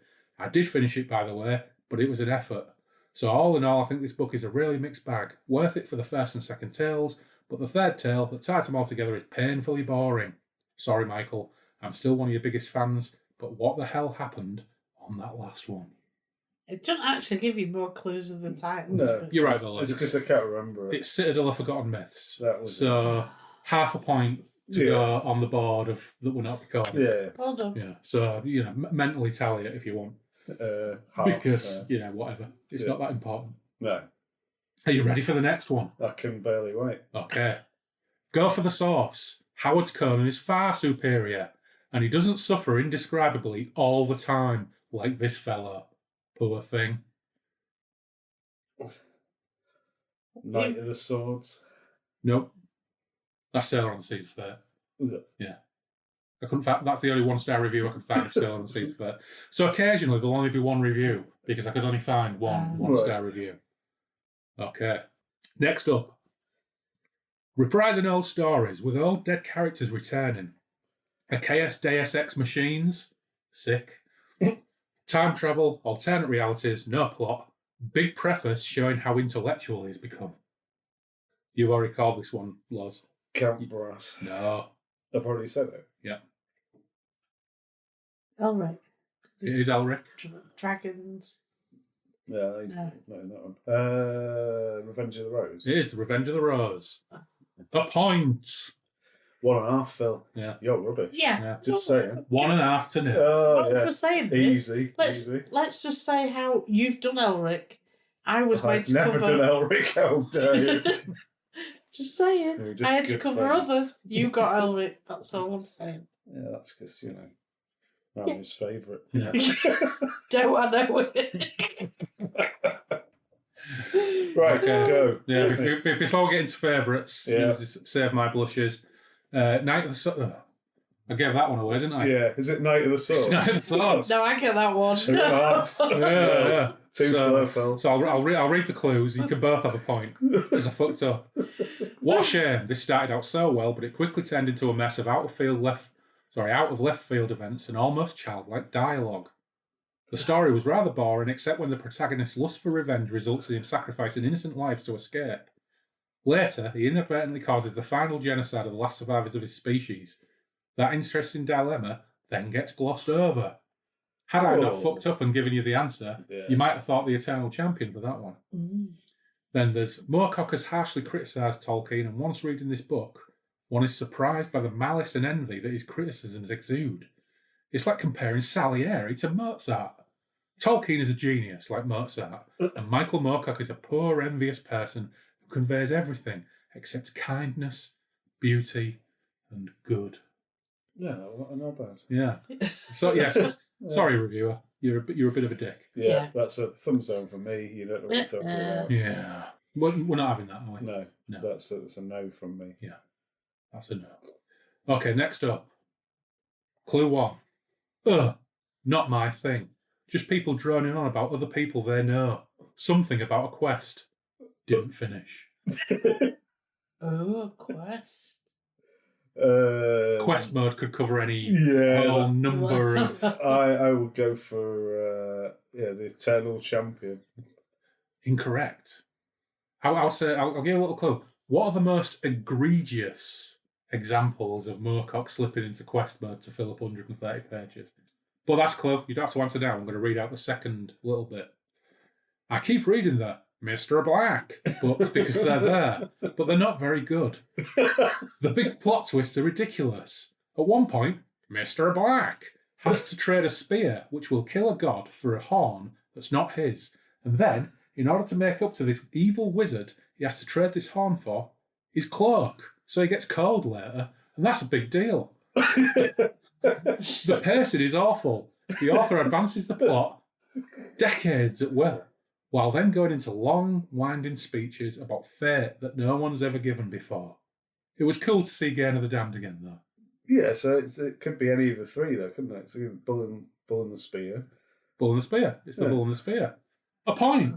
Thanks. A point to Loz. Easy. And have you read Bull in the Spear as part of the podcast? We haven't actually. Yeah. No, we haven't got to it, have we? I liked quite a bit about it, and then, as you said, it did go a bit. Ooh. Once you get into City with giant horses and that's when I goffing on the dwarf. Yeah, a dwarf. Yeah, a dwarf. I'm bloody enormous. Yeah, look, he's 8 foot. Oh, the irony. Yeah. That bit was the magic horse that was 8 foot tall. Yeah. Was 8 foot off. You know, we will get to the second Coram trilogy in good time, i.e. 2034. Yeah. But I love the setup, I love the world building, but the fucking quests, the middle portion of each of the three. Race, though. But I'm now going to say I knew it was Coram, so I'm really happy, even though I didn't get the title of the book. Well, since it's your birthday, you can have a point. Well, I don't know, but half a point. I'm the referee. Really? Yeah, that's favouritism. You might be my favourite, but I've got to make some allowances. Yeah. Am I a special case of that? Yeah, you're never going to get the Coram books, Phil. They're mine. Oh, yes. But I really want to do Coram. Is that why I can't? You could join us for Coram. I'm doing Coram with Simon Perrins at the moment, but I'm halfway through Queen of the Sword. Which I think was a bit disappointed about, to be honest. That he's doing it with Simon. Yeah. Oh. Yeah, Simon. Boss Simon. I did like it, not anymore. Just saying. Don't listen, Simon. Don't listen to him. It's all Simon this and Simon that now, isn't it? Me and Simon. Me and Simon. Yeah, me and Simon. I remember you said me and you like that, but not anymore. Right, anyway, moving swiftly on. Next book. Yeah. So, Review Extract 1. I was willing to put up with not getting the plot, or even when the story was supposed to be taking place, but when I hit the gratuitous nudity, I had to stop. The book went from being an odd example of early Moorcock to Moorcock, in inverted commas, writing with one hand, as my husband would call it. Ooh. That's an interesting one, that, isn't it? Because, number one, I can't really remember any gratuitous nudity in any Michael Moorcock book. Jerry Cornelius. But even then, there's nothing graphic in it, is there? Well, he does sleep with his sister. Yeah, I know. And Jerry Cornelius sleeps with his mother, but there's no reference to his knob or anything like that. Well, she's not saying what she means. It's not the Uniperson book, is it? No. The other thing, interesting thing about this, the book went from being an odd example of early Moorcock to Moorcock writing with one hand, as my husband would call it. So is that suggesting he was writing with one hand and jacking off with the other? Yeah. Totally. So this reviewer is calling Moorcock Yes. a gratuitous wanker. Yeah. Not good. Outrageous. Mm-hmm. So no, How many it's stars not, did she give? this is one star. Oh, right. Yeah. So this is not the adventures of Una Persson and Catherine Cornelius in the 20th century. Okay. So this is early Moorcock, she said. Early Moorcock. I'm trying to think of anything with gratuitous nudity in it. Yeah. So let's have another bit. And this might not be from the same review, but again, this is from a 1-star review. At the same time, it's incredibly stupid. It's somewhere between Heart of Darkness, for the complex plot being crammed into so few pages, and Red Sonja. Except that I like Red Sonja. I like Red Sonja too. Yeah. I've never read it. I've never read it. Yeah. The movie. You should talk about the Bridget Nielsen film. Yeah. They're doing a new one, aren't they? Are they? They've been on about doing it for donkey's years. Robert Rodriguez was supposed to be doing it 10 years ago. No, apparently it's been cast, I think. Yeah. Oh, yeah, that might be right. Yeah. Right. Right, so I am going with... I'm trying to think of... I've got to fill the dead air. Yeah, time out. I want to go with Erico's just because you're talking about Red Sonja. And I'm Wrong. Thinking, I enjoyed this back in the day, but the Suck Fairy showed up and did some damage to it over time. The basic dystopian scenario is a pretty good idea that Moorcock did not put enough effort into. Read this series before you went to high school. It's not Jewel in the Skull, is it? It is the Jewel in the Skull. Ah. It is the Jewel in the Skull. So, I know the Suck Fairy. Yeah, no, I get the nudity was basically all of Meladius's servants were all nude women. Oh, right, yeah. Yeah, well, this review the Red was offended Sonja by bit that. was Count Brass's daughter had red hair, didn't she? Yes, that's right. All right, well spotted. Mm. So there's a couple of other Do I get extracts extra points? yeah, I just think Loz likes to. He sounded a bit like fucking that knobhead from Eggheads there, didn't he? He did. Yeah. Yeah, well, yeah. I mean, found that Zelda had red hair, which is probably why there was the Red Sonja comparison. Yeah, Yeah, you're jealous because I'm winning. yeah. You know. Yeah. Fuck you. Yeah. I thought he's very competitive. So the additional bits of review were: this is an old school Euro style capital K knight in shiny armour, battling bad and nasty monsters and evil for an evil empire. Written at a more simple time. Ha ha ha! More like simple mind. It is a tale of good versus bad, corrupt versus just. It takes place in a post-apocalyptic collapse of world civilization where magic reigns supreme. No, it doesn't. No, it doesn't. That'd have put me off. That'd have put me off as a clue. By all accounts, I should have loved this book by Michael Moorcock. I normally enjoy his twisted take on things. This one has plot elements I normally enjoy. It's a post-apocalyptic fantasy with a mixture of science and magic, but the book just left me cold. I put it down after the first 60 pages. That's ridiculous. Yeah. Ow. The first Outrageous. book is still great. Yeah. Oh, yeah. Absolutely. It's the best of the lot. Yeah. Which one's that one? That's because it Jules Bill tailed off towards the end when he ran out of Benzedrine. But Yeah. Oh, yeah. Yeah, it did. Yeah. But the first book I still like, and I love the setting. The setting's brilliant. Yeah. Probably Hawkman is the most boring of all of his characters, though. Yeah, I think so. Yeah. Right, so we don't basically shoot our load and run out of this in 25 minutes. I'm going to get us our second beer. So stand by for action. Okay. I can edit out long silences. It's not a problem. What about belching and farting? Unless you two can fill time while I go to the fridge. So, Phil, what's your favourite Michael Moorcock secondary character? No, last time we had this discussion, you just went, no, you're wrong. So... Well, yeah. Whatever your answer was obviously wrong. Yes. Yeah. So, which is kind of harsh. Yeah, really. yeah, harsh but true. But, Yeah. just saying. So, who is your favourite secondary? De Werk is my favourite. Oh, I don't think I've read any of... He's the Hawk Moon guy who appears in book 2 of You have read it but it was years ago. The Hat of Pat Ferrick. No, And what is it about him that you love? I just think he's... oh, God. He's like... I like the fact that he's a hypochondriac. Make a decision, one way or the other. I just think he's quite funny. Because he's a hypochondriac who's like, oh, I'll never survive this one. Reminds me of me, really, I think. To be fair. Yeah. So you had a lot of empathy for him? Yeah, not empathy, just like... Understanding. Yeah, he was a cool version of me. No, I quite liked him. Jarry, obviously, was always a winner when he came in the Corran books. But I did find it a bit jarring sometimes when he appeared. Who, Jarry? Yeah. That's because he just fucking falls out of a bush. Yeah. You know, it always reminds me of when we used to play D&D in the 80s, and your character would die, and you'd roll up your new character, and then there would be no kind of story justification for it. A paladin would just fall out of a tree, and it's like, hey, it's me. Jeff the Paladin. Oh, yeah, okay. Jeff, let's adventure. Yeah. And actually, to this day, people come up with all sorts of crazy backstories for the characters. But because of that, and probably because of Moorcock, I still favour some guy just falling out of a tree and saying, hey, it's me. And everybody going, oh, hi, let's adventure. Which is basically what you did with your character in my Elric game. Yeah. You just rocked up in a rowing boat with a chest of hats. Chest of hats and clothes. Yeah. Yeah. Yeah. That's right. Yeah. Right, so before we move on to the next clue, we have got Overtone Brewing Company, King of Feasts, Pale Ale. So you did groan, Loz, because there's a picture of a sandwich. Yeah, that was the worry. In gingham paper with a crown on it, and actually the colours of this label suggest that you're going to get some kind of jammy pastry sour or something. Or comes some kind of beef-related brown ale affair. Yeah, like made from genuine sandwiches.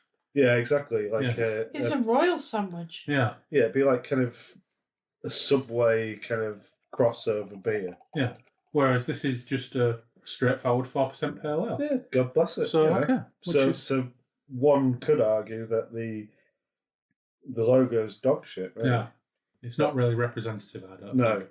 It leads to a certain expectation of beef. And quite frankly, when I bought it, I didn't expect it to be so boring. Yeah. I was hoping for something that you would go, oh, sweet. Yeah, I think... Baby Jesus, don't feed me this. I think, quite frankly, you've let yourself down and me as well. Yeah. We were expecting to be drinking beef-based beer. Yeah. But how does it taste? That's what really... Well, good question. Let's find out. It might really... Ooh, smells of toilets. It's hazy again. You should have a smell of that. Oh, yeah. It smells a bit of lavatories, doesn't it? Yeah, it smells of Magic Paul's bathroom. Bless him. That's Sorry, right. I don't mean to speak ill of the deceased, but Magic Paul's bedroom was always a wonder to behold. It tastes better than it smells. Sometimes the smell does smell a bit urinal-esque. It's not like very ripe cheese. People What, say urinal? Have a smell. Smell my beer. it smells like a sour beer. Yeah. Smell my beer, you mother. No, I think it definitely smells of piss. I see what...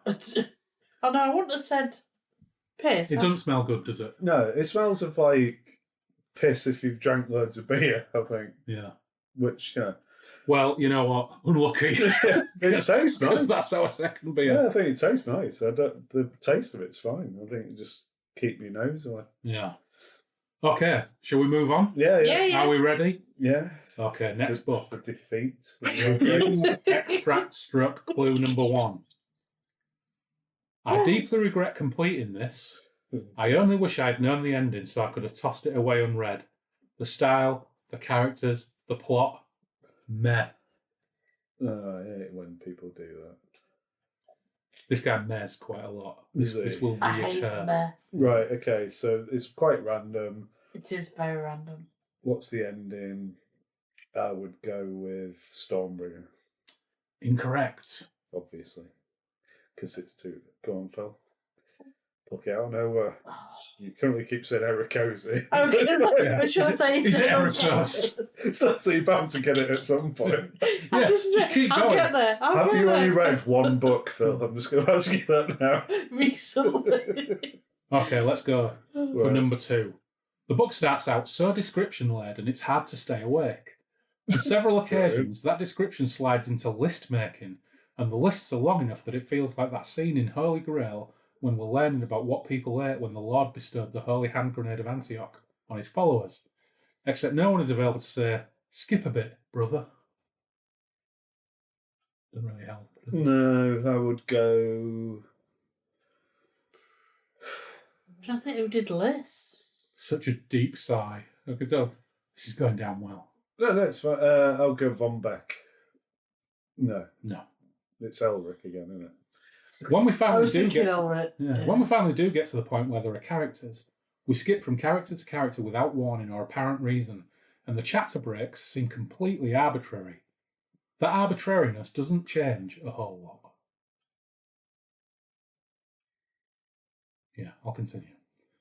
Michael Moorcock wants to comment on British imperialism, so he writes a Fairy Queen parody, struck peak pastiche, where the Queen can't get off, so she isn't a real woman. Gloriana. But then she gets raped and finally has an orgasm. Gloriana. Someone published this book. So is it Gloriana? It is Gloriana. Which I must have a confession to make. I've never read it. No. It is slightly problematic. Especially if you read the original first Is edition. The following bit give you an idea here. Then Andrea Dworkin yells at Michael Moorcock because apparently it takes Andrea Dworkin to flag this rape thing as a bad idea. And then Michael Moorcock writes an alternate ending with less rape that is somehow worse than the original. He also includes a note that you shouldn't rape people, everybody. Sorry if that was unclear. Right. Yeah. Yeah. Did you read the book? You read it? Yeah, I read it when I was probably in my teens. I tried to. I just kind of zoned. I think it's a library book as well, so it's, Yeah. when you're kind of in a bit of a rush to get it back. Yeah. Well, absolute confession, I loved it. Right. But when I was a teenager, I loved, and I've referred to this a number of occasions, I loved the Thomas Covenant series. Yeah. And it was only when my sister nearly threw it at my head for suggesting it to her that I realised as a 15-year-old that actually the depiction of rape in it and the protagonist's reaction to it all was pretty fucking unpleasant. So I haven't read Gloriana since then, and I haven't read the modified version that Andrea Dworkin encouraged him It was to interesting. write. There was another book by Donaldson. He did like another. I think it was another trilogy, or it was a duology, or whatever it was. And I remember that was a bit problematic with one of the female characters always like being stripped and weird. One of the characters was a bit rapey in it as well. That was a bit weird.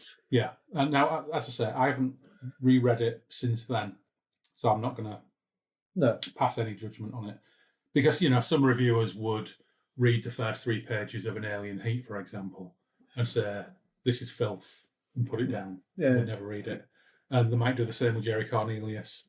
So without rereading it and putting myself back into that frame of mind and the context of the book, I honestly don't know what my modern reaction to it would be. But of course, we'll get to it. Probably in 2037. But I want to do 36. that. Yeah, or maybe 2036.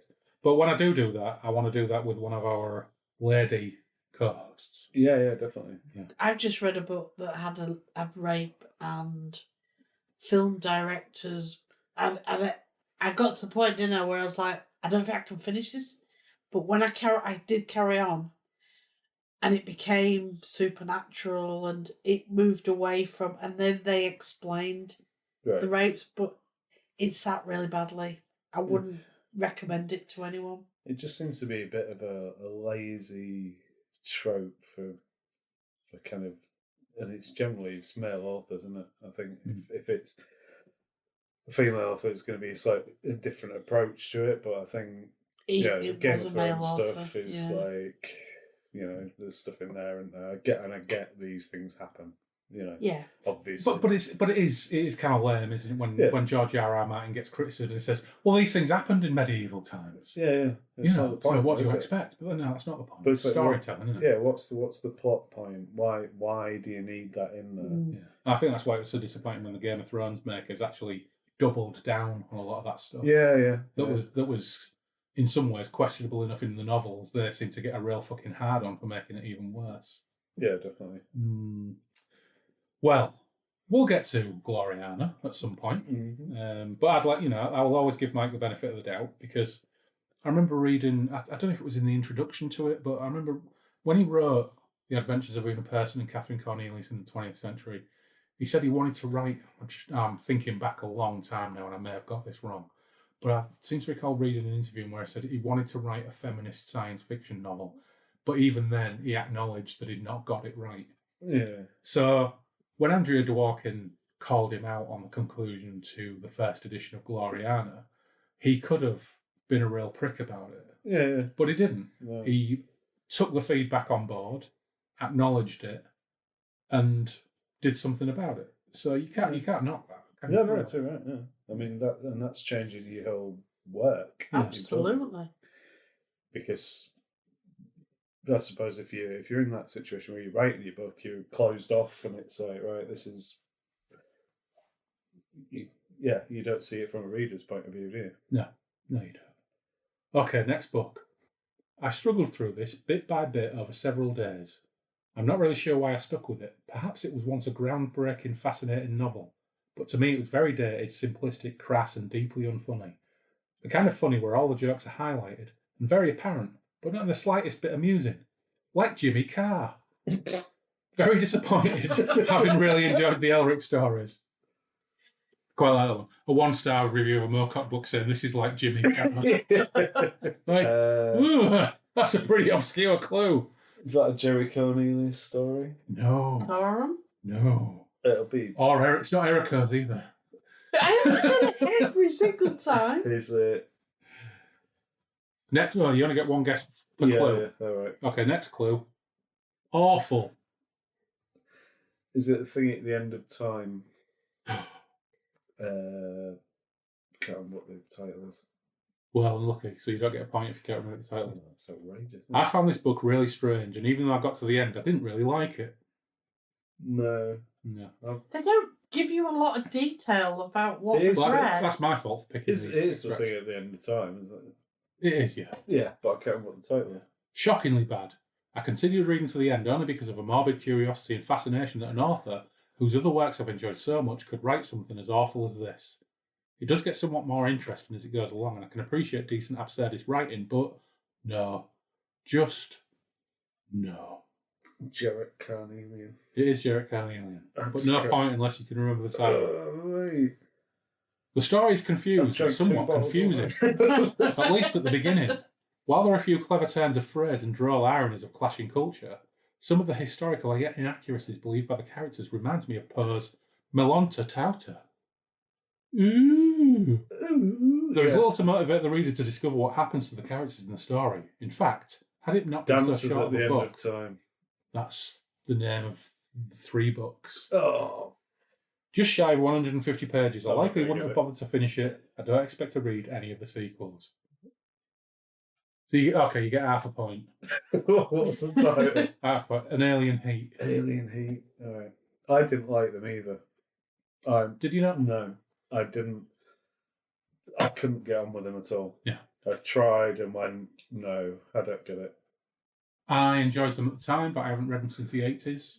I just didn't see the point at all. I remember reading them just going, it's not for me, I don't think. Did you go, it's worse than Alan Kerr? No. I enjoyed them at the time because I liked the whimsy and I liked some of the characters at the end of time, like Lord Shark and Mungrove. I thought Mungrove was hilarious. The really depressed, kind of ultra-powerful being at the end of time who was just super fed up all the time. I can't remember a thing about it plot-wise or what No. happens. I remember Oswald Bastable showing up in it, and the League of Temporal Adventurers, was it? Yeah. Yeah. They're bound to turn up, aren't they? Yeah, that was the first time they'd ever turned up. So, yeah I don't remember enjoying them. Some of the whimsy stuff time. is I struggle sometimes with whimsy. I think sometimes it detracts from the world building kind of affair. So when you get certain characters turn up, it is a bit like, as you said about Jerry turning up when he just was in a fishing net or something, isn't he? He just turns up, and you are a bit like, it's taken the reality of the story away slightly. Because the Knight of the Swords, when it starts off, it's quite grim, isn't it? Yeah.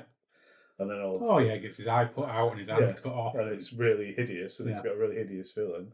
And then Prince Shul is just a knobber, obviously. Yeah. And it just happens, doesn't it? And I just think when he drops this whimsical stuff in, it can work, but sometimes it takes it away for me from a real world kind of thing. I always see some of the Moorcock stuff as quite almost like a graphic novel kind of approach, where it's not gritty. You know what I mean? Even though, so if you're going to film Elric, for example, in my head it's quite shiny. So Elric, all the Moorcock fantasy stuff is always quite shiny to me, not gritty in a lot of ways. In my head, yeah. I mean, it's not got the violence that the Hawkman novels have got in your Elric books. See, there's scrapping, but the Elric books are colourful and psychedelic and. No, totally. That's what I mean. It's a totally different vibe, isn't it? Yeah, absolutely. It's like that. It's the 70s gatefold sleeve vibe, isn't it? Yeah, and this is why my biggest fear, if you ever got any kind of Elric adaptation, would be that it was based on Brom or Michael Whelan covers. Yeah. I wouldn't want to say that, particularly the Brom Elric all in black, like, gothic emo Elric. Oh, it would be emo Elric, though, wouldn't it? Well, I mean, they would do that. Elric is emo, but he's not emo in the classic sense of fucking black eyeshadow and all that business. He's emo by character, but he wears outrageous Burke clothing. Yeah, exactly. That's the thing, though, isn't it? Pantaloons. But now that, as you said, that the artistic kind of paradigm for Elric is black armor, black this, and he is, and because it's nice to draw, paint as well, isn't it? It's quite a stark image. I can understand why that was appealing. Yeah. But actually, when you read the books, he dresses like a dandy. Or a Burke. Yeah, or a Burke. Yeah, or both. Yeah. And I like that. He dresses like some hippie on Carnaby Street. You know. But if they dress him all in black with very emo white hair, he'll end up looking like the villains in Underworld. Or it'll be Witcher. Yes. Oh. Yeah. It's Witcher, isn't it? Basically. Yeah. That's what they've done. We'll have it all in black. And the best way to differentiate it from Witcher is to have him dressed in purple silk wafted. Yeah. Oh yeah, totally. To make it different, but to make that film, it's going to have a really visionary director. Yeah. Who I like what Villeneuve did with the Dune films. Completely different to. I mean, I do still love Lynch's Dune for various reasons. Well, you know what? Whilst I do like and admire the Villeneuve Dune, I think it is too monochrome.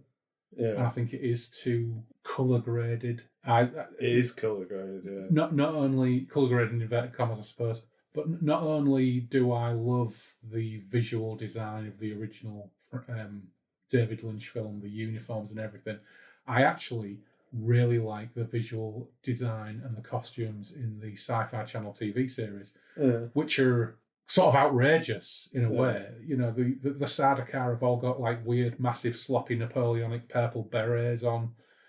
People are wearing weird ruffs and triangular skull caps, and it's really colourful. There was a bit in the David Lynch film, when the Emperor's in it, and I just like the fact that he's carrying a dog. Yeah. Leto's carrying a dog. Yeah. Going into battle with a pug. Yeah. So much of the visuals are amazing. Yeah. In that film, and especially when it was made, and the design of the guild navigators is still amazing. Yeah. So to do an Elric film needs somebody who is visually, I don't know, has got a really visual mind. Yeah. Really. For me, an Elric film should look more like Flash Gordon than Denis Villeneuve's Dune. Yeah. Yeah. You need to fucking swing for the fences and get some Italian fashion designer come set designer to do everything and really go for it. Otherwise, it just wouldn't work for me. I still don't reckon it'll work as a film. No, it wouldn't. Yeah. It'd probably work better as an animation. Yeah. Where you can really kind of swing for the fences and go completely crazy with it. That's very true, actually. I wonder why nobody's ever made a computer game. Yeah, it's interesting, isn't it? Why has that never happened? No. Yeah. An Elric computer game. That'd be quite interesting. I don't know. We will never know unless we ask Mike. Because I bet you any money it's been optioned. Well, maybe it hasn't. And role-playing games, obviously, there's a market for gamers. Yeah, absolutely. You would have thought in the 1980s, 8-bit computer explosion, that somebody would have done something with it. Yeah. But yeah, there you go. Okay, next book. To be honest, I just couldn't finish the book. This is quite a common theme, isn't it? The writing was almost amateurish. The plot was silly. The characters were caricatures. It wasn't very entertaining. I can see how it could have been an inspiration for a genre, but like many books and authors that do so, in and of itself, it isn't that good of a read this far down the road. Granted, the book has some great ideas, but beyond that, it doesn't have much going for it. Go on, Phil. Oh, it tells you very little. Yeah. Hawk Moon. Hawk Moon's not the name of a book. No, it's not the name of a book. You're just casting your net as wide as possible. All right, then. Yeah, but no, you've had a go. So, next clue. Meh. I know that Michael Moorcock is a classic and an icon, but I hate this type of story. The main character is relating what happened to a writer, and to you, dear reader, in the aftermath of the situations, making this hold no suspense. Written in the styles of Jules Verne and Edgar Rice Burroughs, which are all again classics, but it is the writing style that I do not like, not the tales themselves. But I can suffer no more, and these will be deleted from my ebook. The Michael Caine books. No. No. Phoenix of Obsidian. To be fair, he talks about writing the Really? writer. I would have thought he does the... Yeah, that would have been my first. Yeah. So if not, Revenge of the Rose were well directed. Yeah. Well, I'll give you a second guess, but no, you're wrong. Okay, final clue on this one. Long on politics, short on action and adventure. Okay, so it takes all sorts, but this is my review, and I felt like I was reading a pamphlet, which is not to say I do or don't disagree with the sentiments, just this is fiction, and I prefer fiction to be fun. I'd also quibble with the status of this book as a steampunk classic. Not much steam, and pretty easy on the punk too. It's diesel punk, if anything. The presence of a few airships in a book does not a steampunk classic make, so look elsewhere if that association is what drew you to this book. Warlord of the Air. Warlord of the Air, yeah. What do you think about the last fucking bit? This is written in the late 60s. Yeah, fucking diesel punk and diesel punk and cyberpunk and all that shit. It wasn't even a thing. Well, steampunk wasn't even a thing until the William Gibson Bruce Sterling book, was it? The Difference Engine. That was the first steampunk kind of, arguably, when... Because obviously William Gibson was cyberpunk and they did that Victorian Babbage engine hacking thing. Yeah. Still a good book. But somehow Warlord of the Air has grown to get this reputation as being like one of the original steampunk novels. But that's just steampunk geeks steampunk's bollocks, retrospectively applying something to this that it never was. Yeah, I totally. As you said, it's got airships in it. Yeah. That's it. And if you're going to bag steampunk, I'm going to challenge you to a tea duel. Do what now? Yeah, well, apparently that's something steampunks do. They do tea duels. Right. I do. Yeah. You dunk your biscuits, and it's whoever can dunk the longest without it falling into the tea. Yeah, I think I'm all right all round, to be honest. I don't know if it's digest. Anyway. Diesel punk, again, I read a collection of books and they were classed as diesel punk. Yeah. And it's like, it's not a thing. It's surely not a thing. It's just like, it's just a story, speculative fiction. It's just a thing.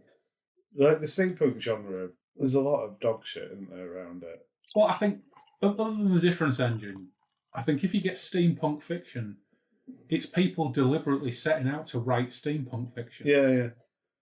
You know, I think steampunk is a really weird thing. It's more of a it's more of a stylistic movement than it is a genre.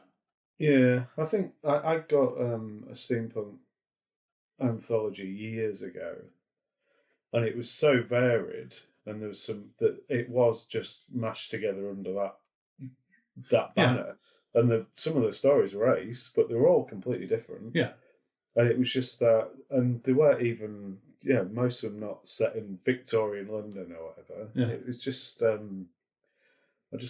Sometimes just a lazy label, isn't it? Yeah, well, people like to jam things into brackets, don't they? But I've got to say, someone slagging off and giving well out of the air a 1-star review because it's not really steampunk, it's just got airships in it, is a bit of a stretch. Yeah. But this is what you say about fitting people into certain brackets and make it fit depending on individuals' views. Yeah. It's like all the emo stroke goth. Yeah.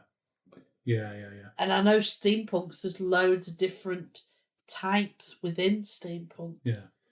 One of the really common threads of reading through all these reviews, especially like the negative ones and the 1- and 2-star review ones, is people saying that, oh, how on earth is this like, a cornerstone, a touchstone of fantasy? It's, I've read this stuff a million times. Or it's not as good as X. At the end of the day, people go in with a preconceived set of ideas about what a, inverted commas, classic is.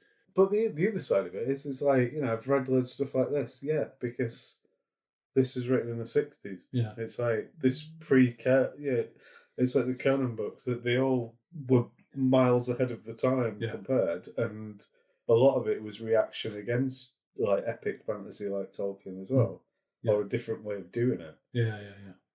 Well, I mean, Conan was a reaction against anything that wasn't in Cross Plains, Texas. That was vaguely attributed to civilization. Yeah, exactly. And men in suits. Yeah. Which, fair play. Yeah. Fair play. I'd quite like a suit. Yeah. To be fair. Yeah, I don't. Yeah. But it's only because I look shit in them. If I looked swishing one, I'd wear one. Yeah. All right, next book. How many books have we got left? Okay, we're... Many. 1, 2, 3, 4, 5... Okay, six to go. Come on, Phil. You can do it. I've no idea. Phoenix and Obsidian. It's got to be at that point. Yeah, I've no idea what the point tally is, but I think I'm winning. I think Loz is on 7.5 and Phil's on 6 or something. I think Phil's definitely on none.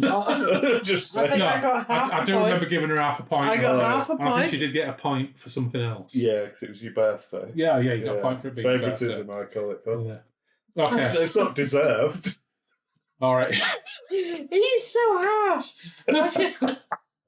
All right, here we go. We've got to get through this. Yeah, of course we do. Holy crap, this book stinks. Good open line. Like it. Yeah, and I admit that you won't get it from that. Although you feel free to have a guess. No. Come on, Phil. No. Phoenix and Obsidian. Oh, God. God. My birthday. All right, another one then. I really wanted to enjoy this. Moorcock's a legend and I've not read him before, so I was anticipating something exciting, different and challenging.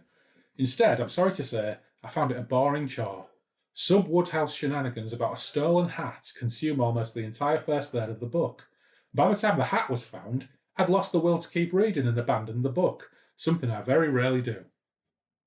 Now, I've got to say, if I read this 1-star review and I find out that this book is basically about a stolen hat, I'm reading it. This is like a massive fucking thumbs up for me. It's not one of his Monsieur Zenith pieces, is it? It's not. Is it not? It's not. Sextant. Yeah, no, it's not. I've got plenty of things to say about this book and honestly no idea where to start. It's been a while since I've last read a book so tedious, chaotic and utterly confusing. I need to start with Michael Moorcock's style of writing, which to me personally was beyond pretentious and definitely not my cup of tea. Descriptions going on and on and on in a way which to some readers, me included, might appear as quite the opposite of enthralling. Didn't like it. The book didn't feel like Mr. Black, but instead a multiverse story with the main character's name changed to Mr. Black characters. Ooh. That's something of a clue. It is something of a clue. Mm. What was the stupid Elric spin-off name that they used? Ooh. It was not White Wolf's son. I know what you're thinking of. The Storm Constantine one. Yeah. Silverheart. Yeah, it's not that. It's not Silverheart. No, but is it? Good guess, though. But is it one of the latter Elric books? No. No. No. Right, okay. Okay, let's go. Didn't like it. The book didn't feel like Mr. Black. Yeah. Oh, no, I've read that one. Yeah. I'm a pretty literate guy who can read some dense literature, but this book was gibberish. Gibberish, I tell you. I've read and enjoyed Moorcock before, and I love Mr. Black, but I hate gibberish. And Moorcock kept using parenthetical attempts at whimsical humour, which came across as pathetic and desperate to create a chuckle. But it was so obvious he was trying to be whimsical that it did not create chuckles from me, but just eye rolls. I expect some whimsy from Mr. Black, but not from the omniscient narrator. Is that Coral? Now, I've got to admit, I struggled to... There was a fucking bazillion one-star reviews of this. Yeah. Now, this is another clue in and of itself. Most of these Moorcock books, it's actually quite hard sometimes to find one-star reviews, and some of the books I looked at, there were none. Yeah. No one-star reviews of Stormbringer, for example. This had a bazillion one-star reviews, and that in itself is a clue. It's a Mr. Black one. So what Michael Moorcock novel could possibly have got so much exposure to so many readers who weren't traditional Moorcock readers that they would all kick off and give it one-star reviews? He did a Sherlock Holmes story. Oh, Sexton Blake. So it's Moorcock writing for a different property and IP? Doctor Who. Doctor Who. Did he? Thingy of the Terraphiles. The thingy of the Terraphiles. Yeah. That's right, the coming of the Terraphiles. So, yes, it's the coming of the Terraphiles. At one point, yeah. Have you ever read it? No, I've got it. Yeah. And I was supposed to be covering it with an old schoolmate of mine, but we've never managed to hook it up. We were going to meet him in Wakefield, but then COVID happened because he does a lot of theatre. Richard Usher is called. And he was a massive Doctor... We were both massive Doctor Who fans when we were at school. Yeah. We both used to read Target books. And Richard did what he called Target tapes. So when we were at junior school, he would read out Target books and record them onto tape and put like sound effects in. But it was like the Doctor walked down the corridor and he'd go tap, tap, tap, tap with his hands. They were brilliant. And he was like a lending library at school for the Doctor Who nerd kids. Really? Because of course there was no Doctor Who. There was nowhere to watch all these old Doctor Who's in those days. And he went on to actually do lots and lots of radio and lots of voice acting and was on tour doing a modern like take on the Navy lark. And we had tickets to go and see it in Wakefield, but then of course COVID happened. So I was going to do the Coming of the Terraphiles with Richard because he's such a massive Doctor Who fan, but we just never managed to hook it up. So to be fair, I wouldn't have got that one because I didn't know about that one. Yeah. Just saying. Yeah, that's no excuse for... It kind of is. Although about 3 years ago, you did get me the signed hardback copy of that book for Christmas. So, you know. Maybe 5 You years know ago. what you feel Some like? time ago. I think you've been found out there, Phil. No, I think I've been dropped in it. You throwing excuses out there. Yeah. It was the 11th Doctor, wasn't it? Yeah, it's the Matt Smith Doctor. Yeah. That's why I couldn't read any of the other reviews because they were all banging on about Matt Smith and Amy. Yeah. So, yeah. I like Matt Smith. I do. He's my favourite. Oh, good. I like him a lot. I didn't like Amy, but I I did liked like Amy as well. And Rory. Rory. was I like great. Rory. Yeah. Right, we're going to do one more book before we Did you? move on to another beer. Yeah. Right. Did Right. It was about Absolutely. Doctor Who. Go on. Did you hear about the rumour about the 8th Doctor? The Paul McGann spin-off. Yeah. I've wanted that for years. I think we've even talked about Yeah, that when we yeah. were drunk. Yeah. They should do... One year they should just not continue the current run of Doctor Who. Instead of do it in Just parallel. do a flashback Was Paul that McGann series. But if they do it in parallel, brilliant. I'd be all over that like a rash. That'd be Me ace, too. wouldn't it? Yeah. Fantastic. I wonder if they're going to do it, because it was in the Radio Times. It Yeah. was a story leaked to several newspapers. Well, they've got Disney Plus money now, haven't Yeah. they? And they're on about doing spin-offs. I would There's much a rather unit- see that than a there's a fucking unit Amy spin-off, Pond isn't there? spin-off. or something There's a like unit spin-off, that. Yeah. but I think that. Well, that was shit, because it won't have Sergeant Benton in it. It'll be Sorry. Ace. Yeah. Sorry, not having it. No Sergeant Benton, no deal. Eighth Doctor would be Ace. Yeah. It would, but is it going to be as likely as Paul McCann turning up at Sci-Fi Convention? How many times have times he they let you down, cancelled? but yeah. Me and Sarah have been so looking forward to it. Yeah. And then he cancels. Yeah. And then he cancels. And then he cancels. Yeah, but you know what? We'll always have Sam J. Jones and Brian Blessed. We will. But I really like Paul McCann as a Doctor. Yeah. And James Cosmo. We had a couple of Cosmo encounters, haven't we? He's a very nice man. Yeah. Scottish actor, been in a bazillion things, you'd recognise him straight away. He was in Game of Thrones. He was the head of the Night's Watch, who gets murdered by his own people north of the wall. Oh, yeah, I know you mean. Yeah. He's lovely. Been in a bazillion things. Yeah. And Trent. Merrin Trant. Yeah, we met Merrin Trant, didn't we? He's such a lovely the man. hideous paedophile Kingsguard. What a fucking lovely fella. Who used to look after Joffrey. He was Joffrey's Kingsguard. Can't remember him. He's such a lovely Is man. it? Yeah, really, really nice guy. Yeah. Right, one more book and then we move on to our next beer. Go on then. Okay. There's only one clue for this, because I only found one star review for it. That's good. This book was awful. There's a bit of a theme, isn't there? The humans in it are portrayed as ridiculously evil and stupid. The protagonist is also an awful person who, upon nearly completing one genocide, motivated by a really poor reason, suddenly decides he is going to genocide the people he was fighting for instead. Come on, this is Phil. supposed to be a good thing. Phoenix of Obsidian. No! Eternal Champion! Eternal Champion! Oh, Phil! Oh, mate. Eternal Champion! Oh, you've said it now. You've lost the point. Should we give her the points? No. That was terrible. Loz wouldn't give That me was so anything. bad.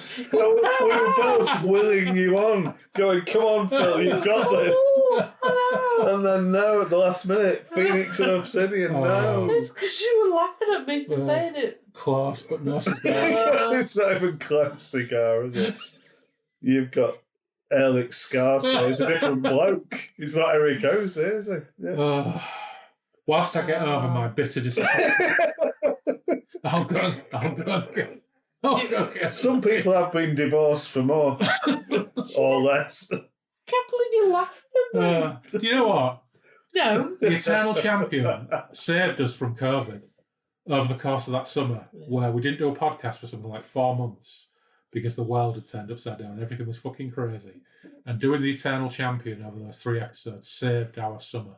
How incredibly gutting it is for you to get that question wrong. It's outrageous.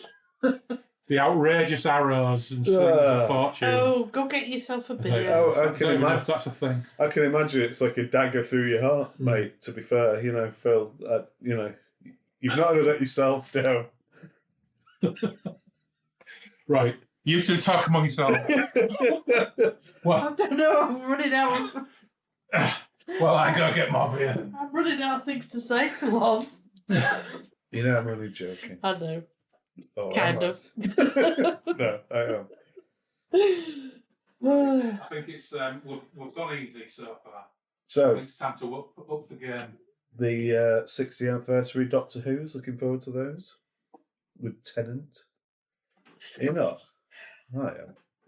Well, I want to. It was just after Chris Eccleston, it was just a bit hyper. I liked him. Oh. Well, you've got so Chris Eccleston, who was kind of Christopher Eccleston. Eggleston. Yeah, Jeff Eggleton. I didn't like his portrayal of Doctor Who. I like Jeff Eggleton. Did it? He was my favourite. I didn't like his mullet. Yeah. But, you know. And then Tennant went, ooh. Tennant was much better. Well, he wasn't much better. He was better. It was better. He brought a different... He brought it, he made it more global, didn't he? Matt Smith's still my fave out of the new ones. I liked a bit of Capaldi when they started writing him properly. I liked Capaldi in the Pearl series. Yeah, Is yeah. that the last Everything ones? before that was fucking Oh, awesome. yeah. But that's not that his series fault. is great, though. Yeah, that was really good. Yeah. But Peter Capaldi just sulking because his companion had a boyfriend for 2 seasons was fucking terrible. Yeah, that was rubbish. Right, Yes, it was. what we got, Loz? Tell us. Well, what I've got here is a Twilight Pilgrim pumpkin spice latte stout. Oh, sweet Jesus. Rocking in at a 5% from Abbeydale Brewery. That sounds awful. Described by some people as slightly awful. Well, let's Phil, find out. that's what Phil's review was. Yeah. I concur. Yeah. I'm So on the just- back it says, take the next step on your pilgrimage. Yeah. The nights are drawing in. Get cosy with a pumpkin spice latte inspired Twilight Pilgrim, warm in spices and dark, robust coffee bleh, Yeah. meld seamlessly with a full malty body and a smooth, creamy finish to make this stout an instant autumnal classic. Why the fuck would you put dark orange text on a black can that small just to fucking make old bastards like me and my shit eyes? Why would Yes, you it's write all well- that shit on it as well? It's not called shit, it's called blurb. Yes. Uh, It's But- der blurb. The blurb, isn't it? Der blurb and that. Yeah. Did it sell it to you? No, Well, there you go. it's going to be Gotham. Yeah. It's a pumpkin Probably. It's stout. a pumpkin spice latte stout. I mean, that shouldn't be a sentence, should it? No. You know what I mean? You've got lots of words. What, That's the worst boring thing ever. What's that head about? Yeah, it's a massive head, isn't it? That's I'm going to put it great. down to my glass being filthy. I'm going to put it down to impurities in the glass. Definitely is. No, I mean, let's it put it down might to- be your techers there, mate. As they call it. Terrible techers. You don't know how to pour a beer. Yeah, so smell-wise... Well, it doesn't smell like piss, so that's a bonus. Well, yes, yeah. Yeah, okay. That beer was Test really one, nice, pass. despite the smell. Yeah. Yeah, it was nice, actually. Yeah, Very I easy, really right, liked it. wasn't Yeah. That smells awful. That's Yeah. too coffee for me. Actually, I like that. Lost, not so much. I'm not going to say that by the time I'm halfway down the glass, it won't have outstayed its welcome. Yeah, I think the initial initial interaction with it is all right. I expected it to be much worse. The spice is quite nice. Yeah, it's more subtle than I expected. Yeah. I expected it to kick me in the nuts. I think sometimes it's the fact that you like 3 or 4 in. Mm. It's just the volume of liquid, isn't it? Yeah. So it's Absolutely. got quite a nice spice to it. It's all right. Yeah. I think it'd be quite nice a bit colder. Yeah. I think he probably likes it more than you because of his 6-foot head on that. You know, don't you I know, give me a hard time. I'm You're not about being the size of his head technique. now. Oh, okay, I've got a fucking head like a gourd. I accept that. I accept that I've got a head like a fucking mad desert gourd. Just leave me alone. Yeah, it is cruel, Phil, to mention the head. Yeah, that's pretty mean. Yeah. I know he has to get specialist hats. Yeah, true. I do have to get very large hats. Yeah. Yeah. It's like Adele's head. Yeah. Astonishing with a hat. Mm, Normal hats just look like, miniature hats. yeah. Well, that in itself is a powerful one. Yeah. She might look a bit mental. Yeah. Anyway. Right. Okay, next book. Okay, 5 to go. Oh, I'm sure we've done more. You didn't even get that one right, Phil, to be honest. That was your gift. Maybe you should just sign me out. Right, There no, we go. come on. With a superb and mysterious title, this novel presented itself under the best auspices. Beautiful writing, interesting context, classic characters. This is from a 1-star review. Fucking Really? What do you have to get for a 5-star? Yeah. So, because of the title, I'm going with Phoenix. Can it be You're true? not right. That's such You- a shit. It's good, but you're not right. What did he say about the title? Don't you be looking at my screen. Hey, What did he say about the title? cheating. I can't read. A But superb and mysterious title. don't you think To be that's fair, the Phoenix and Obsidian does Good sound title. Yes, yeah. quite it's good superb to- and mysterious. But I'm wrong. Yeah, Yeah. obviously. What's your guess? Oh, is that it? That's it for I was that waiting bit, for yeah. more. Oh, right. So think of a Moorcock book with a superb and mysterious title. The Fortress of the Pearl. No. No. The story is otherwise good, but there's a stupid twist in the end, and everything goes downhill after that. It left me a bad aftertaste. Like the author didn't care about the story anymore and wrapped it quickly and implausibly. This is quick to read and relatively entertaining. The characters aren't very nice, but the text itself is smooth and sometimes even funny.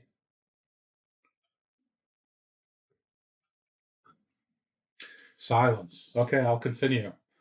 What I hate in fantasy are stupid quests.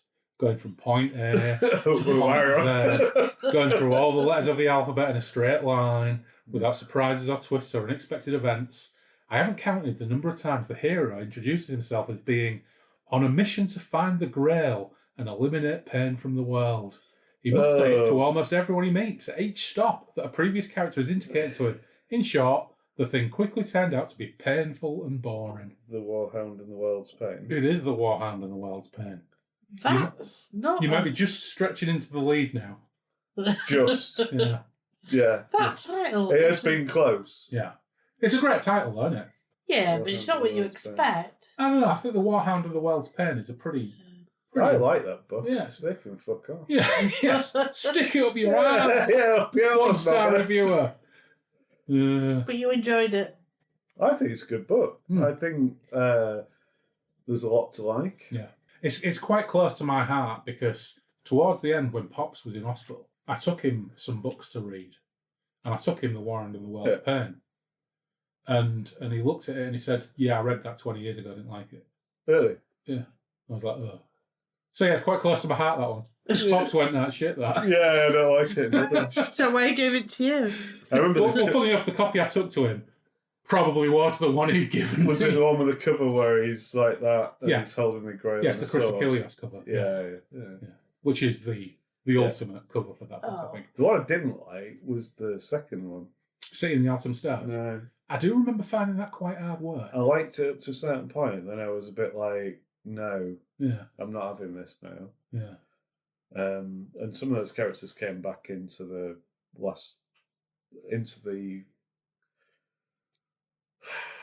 God, what the hell is it called?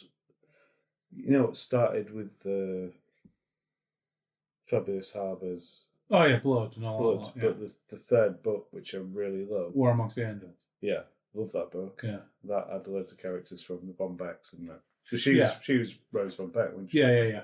I remember reading Seeing the Autumn Stars and I kind of enjoyed it. I found it a bit of a slog, but I was really intrigued by the Middlemarch stuff. Yeah. And I think it's got Reynard the Fox in it as well, hasn't it? But, yeah. And that's the first time I ever remember really thinking Moorcock was getting really intertextual in a big way and drawing in loads of threads from other forms of fiction. Yeah, the Middlemarch thing was the other thing like around the multiverse, wasn't it? It was kind of a separate... it was something that he invented new, wasn't it? So it's Middlemarches, wasn't it? So it was in 3 books, wasn't it? It was in the Dragon and the Sword as well, wasn't it? When Von Beck came into the Eric Ozu bit. Yeah, that's right. Yeah. Okay. The points remain close. It's neck and neck. I would challenge that. Yeah. No, seriously, neck and neck. Okay, 1, 2, 3, 4 books to go. 4 books to go. I'll let you win. We're on the home run. So, first clue. I never thought there'd be a Michael Moorcock book I couldn't finish, but here it is. Again, this is a theme, this, isn't it? Yeah. I forced myself within 35 pages of the end before putting it down for good. Ploddingly slow, largely plotless, and excruciatingly boring.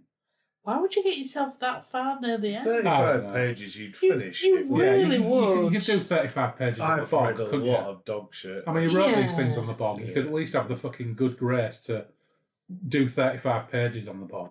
Okay. Sorry, Mike, you didn't write them all on the bog, which, I appreciate. Okay, so that's quite hard. Is it the rune stuff? No. No. I've been reading Moorcock for many years and have enjoyed many of his strange, interconnected, philosophical Eternal Champion books with their character crossovers and brooding worldview. This book, however, is just garbage. At least as much as I could stand to read.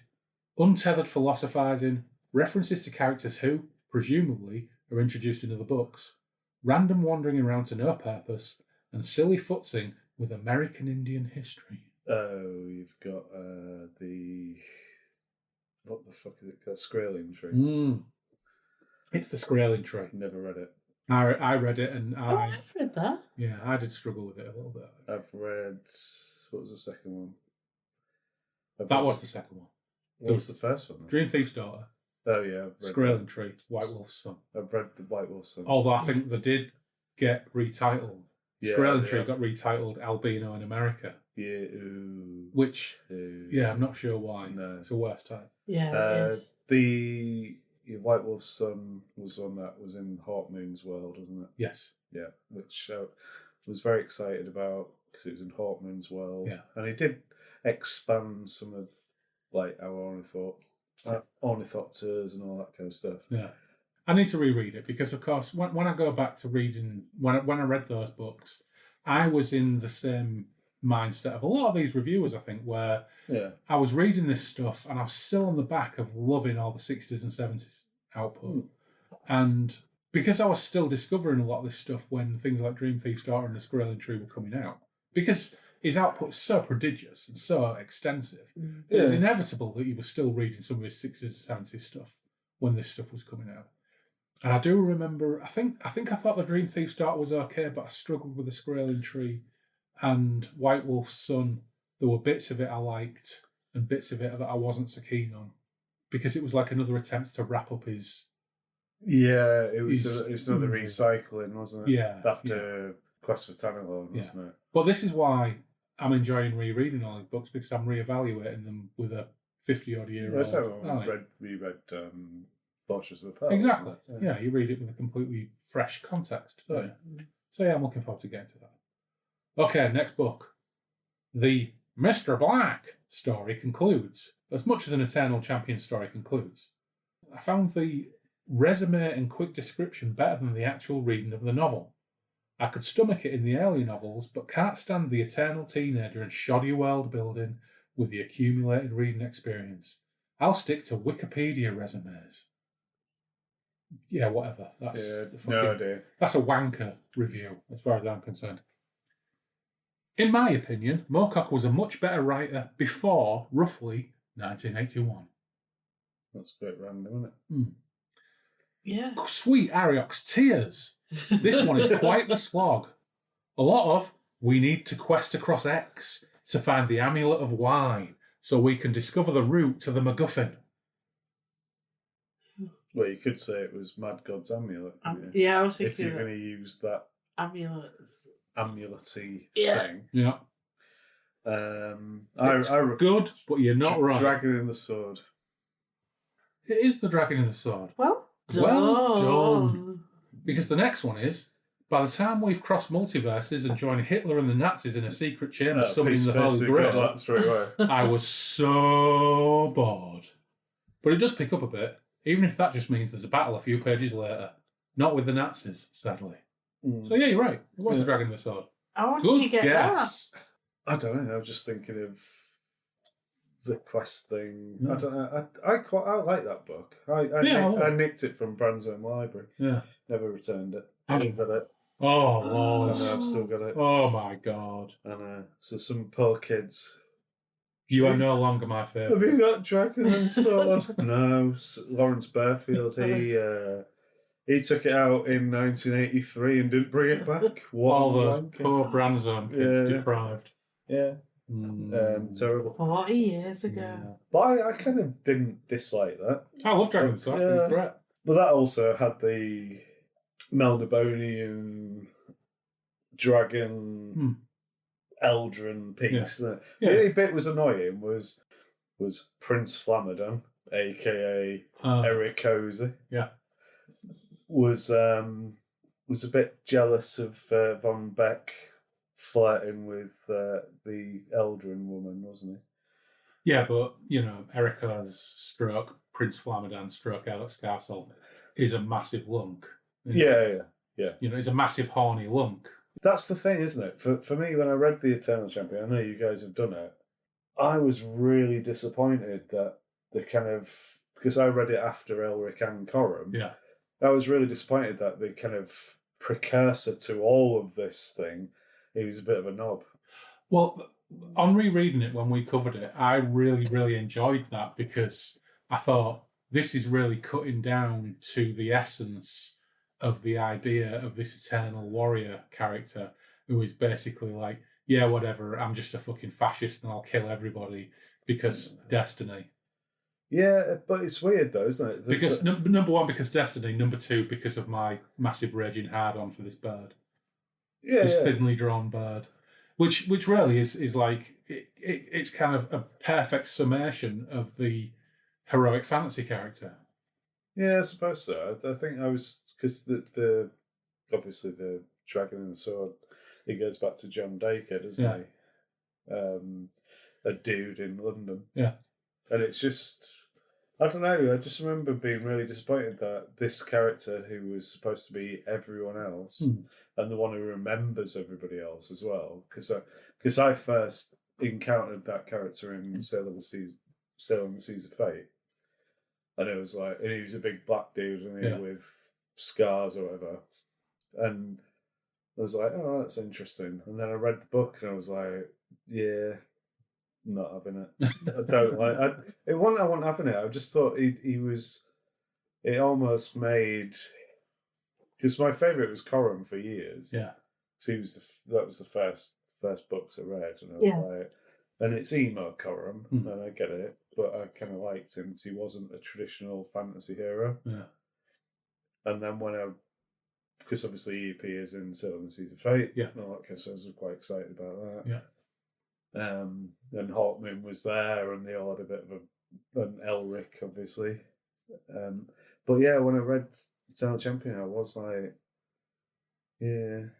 Yeah, the thing is, when you get to the Ericos of Sailor on the Seas of Fate, he's like, because you get Ericos in the Eternal Champion, that's like John Dacre's first, he's transported into Ericos's body and takes on that essence. And so that Ericos, his memories of all the other incarnations of the Eternal Champion are just irritating dreams. Yeah. That keep him awake at night. Yeah. But by the time you get the Ericos, he goes through the experience of being Airlock Scarsel and later Prince Flamadon and Ilion of Garathorn and everything else. By the time you've got the Ericos in Sailor on the Seas of Fate, he's probably been through this cycle a bazillion times. And is a different Ericos by that point. Yeah, totally. Whereas the Ericos of the Eternal Champion is just a fucking massive lunk who murders bazillions of people because he gets a hard-on for an elder bird. Yeah. Which is like sort of what kicks him off down this track. So I don't really have a problem with all that. I don't have a problem with it. I just find it I was a bit disappointed because I really liked Elric. I really like Coram, and I liked Hawkmoon. Well, the thing is, I don't like Ericos the character, but I appreciate the book for what it portrays. I think it was probably because the Eternal Champion is supposed to be a tragic figure, but when you work out why he's the Eternal Champion, or he's cursed to be the Eternal Champion, it's his own fault, really, isn't it? Yeah, but essentially most tragic figures that's true for. Yeah, totally, yeah. Everybody out there, it's like us as guys in our 50s, we were dickheads when we were 18. Yeah, totally. Yeah. Right, 2 books to go. So 1 book, by which point we've got to finish our pumpkin latte stout, so I can bring out the main event. Right. Oh, there's another one? For the last book. Yeah, I've got the main event. Now, of course, we could drink it later once we stop recording, but where's the fun in that? Yeah. Right, let's get this show crawled to a finish. So, second to last book. Yeah. It's neck and neck. What are the scores? I don't know, but it's neck and neck. Loz with a slender lead. Well, Loz holding a slender lead. A bit disappointed about that. Okay. Here we go. Awful self-indulgent crap. I think out of all the books I've read, this is the one I disliked the most. Phil? Phoenix and Obsidian? No, I don't think. I don't think so. Yeah, too late. No. Clue 2. I cannot say it better, so I will defer to Ted Goyer's excellent deconstruction of this literary turd and just post the link to his review over at the Conceptual Fiction website. Well, I'm sorry, reviewer, but that is lazy shit. Yes, it is. Don't write a review on a website saying, oh, this other guy's review summed it up for me. He did it better than I would do it. Yeah. Utter lazy. Yeah. Yes. You're wasting our time. And you could argue, I'm wasting your time by even including this. But let's move on. I don't have the history with hallucinogens needed to enjoy this. It feels like a lot of disparate narrative threads in search of a story to tie them all together. Certainly not boring by any means, but too stream of consciousness to hang together well enough for me to be interested in following through to the conclusion. On to more coherent things. Blood. Nope. Sword and the Sorceress? Or Sorceress and the Sword. The Sword and the Sorcerer. You just say words, Phil, now. The Albert Pune film, The Sword and the Sorcerer. You're close, but you're not right. That's good, but not right. The answer is Columbo. Okay, let's go. Let's continue. I thought that's irrelevant. Pretentious and utterly dull, but nowhere near as reader-unfriendly as the novels that followed in the Mr. Black series. It's the Pyatt books, then. No. No? Jerry Cornelius. You only get one guess per clue. Phil, go on, get in. And just saying the character doesn't get you a point. I'm not into points. I'm just trying to prove a point. No. You proved no point other than you were wrong. Okay, so this one was actually in Spanish, so I had to put it in Google Translate. It says, I don't know if it's the translation or what, but it's probably one of the worst books I've ever read. Nonsense from the beginning to the end. It only works if it is interpreted from a dreamlike or psychotropic approach. Essential to better understand Moorcock, but absolutely inferior to the rest of his work. Cure for Cancer. No. And it's not The Phoenix in Obsidian. I'm not even going to say that. Okay, final clue. I starting this hoping to get something along the lines of William Gibson. Sick. Instead, I got Austin Powers without the humour. A series of vaguely related vignettes that are vaguely science fiction-ish. Very, very dated. Final programme. It is the final programme. Loz stretches just into the lead. Oh. Yeah. By the power of points. By the power of points. You mean you've got all of them? Nudges a nose ahead. No, just a nose, yeah. Just by a head by a nose. Go on, put me out my misery for this last question. Who need this hideous beer we're about to drink? Let's keep discipline, people. Well, fucking hell, man. Yeah, I'm the consummate professional, as you know. Oh. It's a diddy can. So did he count? That's a The bonus, Kessel isn't it? run. It's 13%, you psychopath. Yeah. So we've got Ash to thank for this one. Fuck's sake. For this recommendation. What? So Thanks, I Ash. hate him. it's from, I don't even know him. yeah. I hate Yeah, him. Ash. Yeah, Ash. Damn you. Damn your eyes. Good God. So this is from Emperor's Brewery. Oh, mate. And it's Kessel Run. Peanut butter jelly Imperial porter at 13.1%.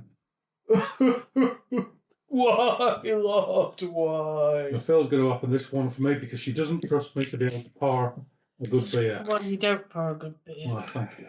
You're welcome. Thank you, babe. You're welcome. Jesus. That Oh. is so thick. Oh, like no. Referee. I don't think even you would have got a big head on that one. Oh. Sweet baby Oh. Jesus of the orphans. I'm not sure what that smells like, but I'm not sure it's good. Oh, that's vile. Yeah, it smells like feet. Yeah. Oh, I don't know how you're going to drink that. So there's this film I love called Beast of War, right? And it's about a Russian tank crew in Afghanistan who get separated from the column and essentially chased for the rest of the movie by a bunch of Mujahideen fighters. And the loader in the tank is basically sending himself mad and blind by drinking brake fluid that he insists, if you mix currants or raisins and various other things with it and like macerate them in the brake fluid in the back of the tank, that it makes it into a really great alcoholic drink that won't kill you or send you blind. Right. Now I'm smelling this and instantly I'm thinking, this has been macerated at the back of a T60 in Afghanistan in 1960. Or 72 or whatever. Yeah, for me it's like Vile. some psychopath has decided to make a drink. Yeah, this is one of those cases where I do think that, you know, coming up with a funky label and a nice title and everything else absolutely trumps don't get me wrong, I'm going to have down it might be it. What, down in one? No, good cop. Chug a log? No, I'll die. All right, okay. Yeah. All right, let's test it. Jesus. All I can say is, don't let this get to room temperature. Fucking because hell. it'll be 14 times harder. Oh, mate. That's like... Oh, it's all wrong. It's The label's nice. Oh, it's like drinking a weird cake. Yeah. It's like drinking a weird cake that had gone off. Yeah. And some nutter has made it into a beer. Yeah. You don't have to keep drinking No. it. Of course we do. It's £9 a can. Fucking hell, really? You paid 18 quid for them. Oh, mate. That is disgraceful. Taste, price. All of it. It's like, it's so... Actually, it doesn't taste horrible. It's got quite a nice kind of fruity kind of note to it. But it's so fucking... It tastes so strong. And it's so syrupy. It just coats your entire mouth and just like kicks your teeth in. It's horrible. You know what it kind of reminds me of, but in a more beery fashion. Remember when we used to go in Tap and Spile on Spring Bank? Yeah. And they would have Lindisfarne wines. There was a Lindisfarne wine called Black Beer and Raisin. Was it? Yeah. And it was like 14 or 15% because those Lindisfarne wines was like super sugary, the mead and all the other stuff, gooseberry wine and all that business. They had them all lined up. Yeah, and they did one called Black Beer and Raisin. And this is like if you'd taken the Black Beer and Raisin wine and mixed it with something unpleasant and then stuck it in the fridge for 6 weeks. Yeah. This is what you'd get. What percentage is it? It's 13. So 13. So it's almost you've got a stout and then you just basically ram a Black Forest Gatto into it. Yeah. That's the taste I'm getting. And some ethanol. Yeah. Yeah. And then somebody just punching in the temple and drinking. And the cream. That kind of thing. Yeah. That's kind of Well, pretty much sums it up. Yeah. That's my review. And I've got to say, it's the punch in the temple that I'm struggling with right now. Yeah. More than anything. And the cream from the Black Forest Gatto has gone off. It's not even that. It's just that, honestly, it's just like somebody's just like lobbed a cake into a really strong stout and then gone, I reckon this would be brilliant. Yeah. Yeah. And everybody else goes, well, why? Who's going to drink this 13% mentalist beer? Yeah. Yeah, no, but seriously. Idiot. And then you call it Kessel Run, so you get loads of Star Wars knobheads going, oh, this is what Han Solo probably would have drunk. No, he wouldn't. No, he wouldn't. Because basically, the chase through the asteroid field would be slightly different if him and Chewie had been drinking this. Nobody in Star Wars drunk this. No. There is no way the universe that created Blue Milk Yeah. would have this. No. I love Blue Milk. Yeah. I mean, we love our Blue Milk, don't we? Certainly. We recreated Blue Milk for our West End game Star Wars game, didn't we? I think I And it was there. fucking wasn't it? ruled. Yeah. Yeah. Our Blue Milk absolutely ruled. Yeah. Can't remember what was in it. Coconut rum, blue balls, There something else there in was milk. another spirit, wasn't there? Yeah, it was awesome. We got shit-faced that night, didn't we? We did. And Weird. I really enjoyed running West End Games Star Wars. I enjoyed it as well. Yeah. And it's the only time we ever played it. We never revisited it. I like Star Wars a lot. So Yeah. when I was hashing role playing with my other kind of group of role players, was kind of like, what do you want to play? And they were all like Star Wars, and I was like, I haven't got it. So we're not playing that. Yeah. But I would. It would have been a good option because it's a nice, simple system. It I was didn't have good. it. Though. I didn't have it. I had it when I was a kid, Yeah. but I never rebought. When I tried to kind of get a rehashed version of it, what's the new one? There's loads of books in it for the new one. Oh, yeah, The Edge of the Empire Yeah, stuff. it's like fucking I millions. got the beta rule book for that, and it's like you've got to have a certain proprietary set of dice for it and all that shit. Yeah, I couldn't be And I honest. gotta say, when I got that West End Games slipcase set of the anniversary edition of the original rules, I fucking love it. That system's great.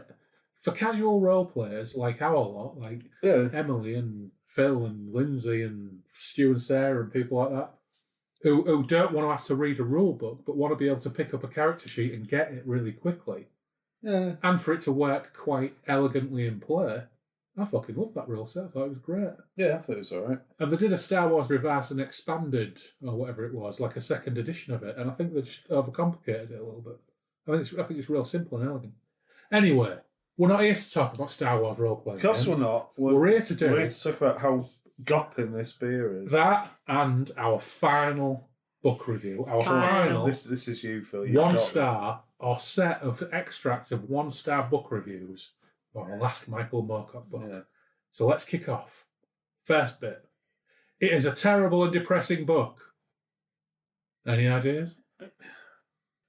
No. No. Too much sex, bad language, overall poor content going in the trash can. No. No. I expected an interesting sci-fi short story. Instead, it seemed to involve a lot of sexual fantasy and nasty language. I skipped to the end and decided, unlike any book I've read before, this one was worthy of the trash. That's like 3 trashes, isn't it? Yeah. That's very low quality. Yeah. Lots of sex. Oh, God. What's a Moorcock book with lots of sexy time? It's sexy time. That's the Jerry Cornelius stuff, isn't it? Well, there is a little bit of that, Jericho. Or the dancers at the end of time. No, it's good, but you're not right. Excellent. I'll just drink some more of this filth. Read the next one. Don't you look? Oh, you I can't- cheater, Phil. I can't I see. forgot to say, this one gets you 10 points. I can't read it. Oh, have a mo. There's some cheating going on. Have a moo? Yeah. You didn't- Have a mo. She couldn't see it I anyway. know, exactly. You told me not. This Phil, is, you're one of, cheating. I honestly can't read it. It's Yeah. too small. this is one of those empty page turners that are forgotten as soon as read. My advice is to read the 4 Gospels, where the quality of writing is as high as you can get, and the quality of protagonists has historic value. Behold the man. Hey! 10 points. In your face, Phil. Which just allows you to just edge in front. Oh, just by 1 or 2 Just points. by 1 or 2 points. 1 or 2. I'll finish it off. My advice is to read the 4 Gospels, where the quality of writing is as high as you can get, and the quality of protagonists has historic value. For science fiction, I prefer the short stories of H.G. Wells. All of them. Not that he belongs to this genre. And the works of Ray Bradbury in the 50s to the early 60s. Having said which, the best literature has nothing to do with genre. This one is a sci-fi potboiler, which has nothing of merit and should be out of date. There you go. In your face, Moorcock fans, Yeah. read the Gospels, you idiots. Yeah. And the final bit is not well written, not interesting, insulting, doesn't even work as a thought-provoking time travel novel, and the way it depicts Jesus is just insulting. It's a bit insulting, to be fair. Whether you're religious or not. I hope this book is not representative of Moorcock. I expected a lot more. Good thing, it's short. I guess that is the 1 star it earns. Excellent. Oh So, dear. You've never read Behold the Man, Phil? Nope. But yeah, Jesus, the depiction of Jesus... Is problematic. Well, not to me. Not to me either. To Yeah. Christians, it might be seen as slightly unusual. Yeah, it is. And Carl Glagour. Yeah. Glagour. Glogauer. Glogauer. Carl Glogauer. Yeah, we just said that Yeah. a lot. Yeah. He is quite a fucked up man, isn't Yes, he is. Yeah, he's a young Jewish gentleman obsessed with older women's boobs. he? Yeah. Oh, okay. And the martyrdom complex. Yeah. Right.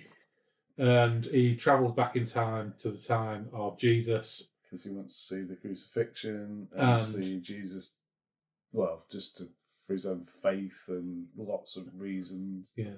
And spoiler alert, if you don't want Behold the Man spoiled, switch off now. Or mute us for 15 seconds.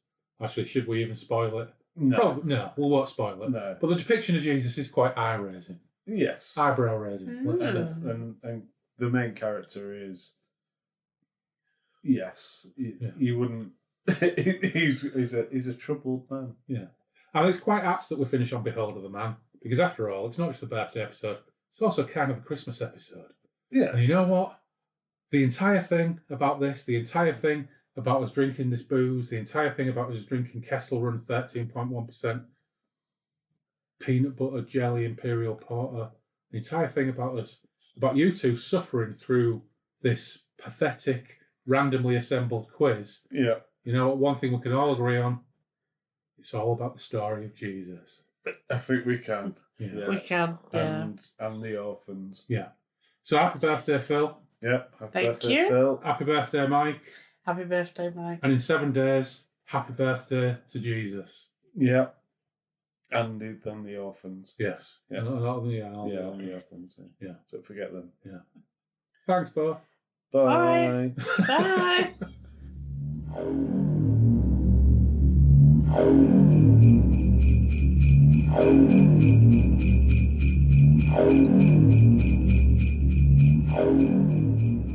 Massive thanks to Joe for persevering through what appears to be becoming the customary IT issues in virtual Derry and Toms, and to Loz and Phil for humouring me and playing my crap quiz. And thanks as always to our patrons for keeping this show on the road, some of whom have been with us on this journey for over 4 years. Incredible, really. First, those without tier: Anthony Piconti, Tim Cardos, Dave Dempster, and Sebastian Weetabix.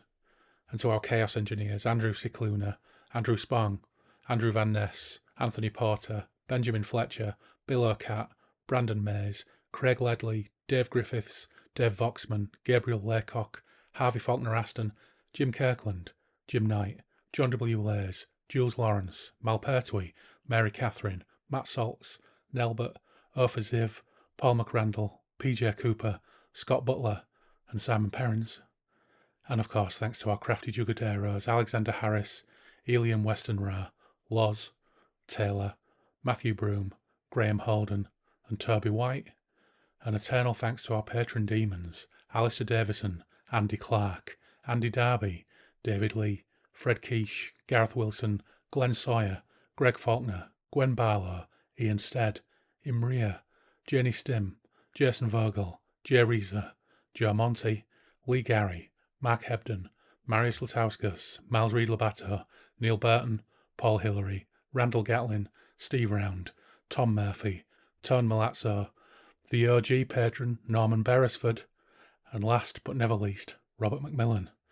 Rob, do keep on sending those bastable travelogue updates. Finally, a quick thanks also to those that have departed the Dombless over the past 4+ years to seek Tanalorn or to just find their fates elsewhere. Your support is ever appreciated, and you'll always have a place at our table. Ray Otis, Jason Connolly, Menyon, Dave Dalrymple, Liam J, Will Jameson, Ed Scott, Nathan Gouljas, and John Timothy Watt. But that's enough from me for this year. Although maybe not for this year, actually. Watch this space. Don't forget you can follow us on Twitter and Instagram with the handle @BreakfastRuins. You can email us at breakfastruins@outlook.com. The webpage is breakfastintheruins.com. We have our Patreon page too. There are a few extra odds and sods on there.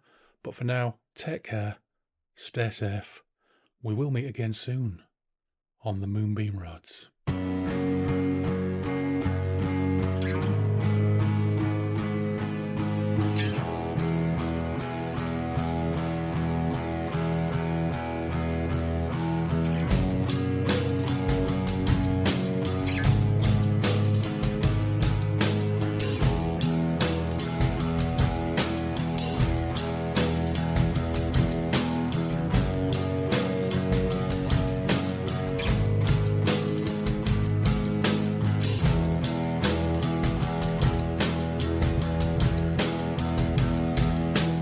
The light went on. I just went in the dark like a ninja. The piss ninja. Not a piss ninja. It's like a slightly merry ninja. Yeah. Can I stop drinking this beer now? No. It's disgusting. No. You must finish. I can't finish it. It's going to make me ill. There is no way this £9 beer is going down the sink. Bill? I was going to say that way. Okay. This It £9 stinks. beer is probably going down the sink. Are you going to drink it's it? quite gopping, isn't it? I'm going to try. I don't think I can. It'll just make me very sad.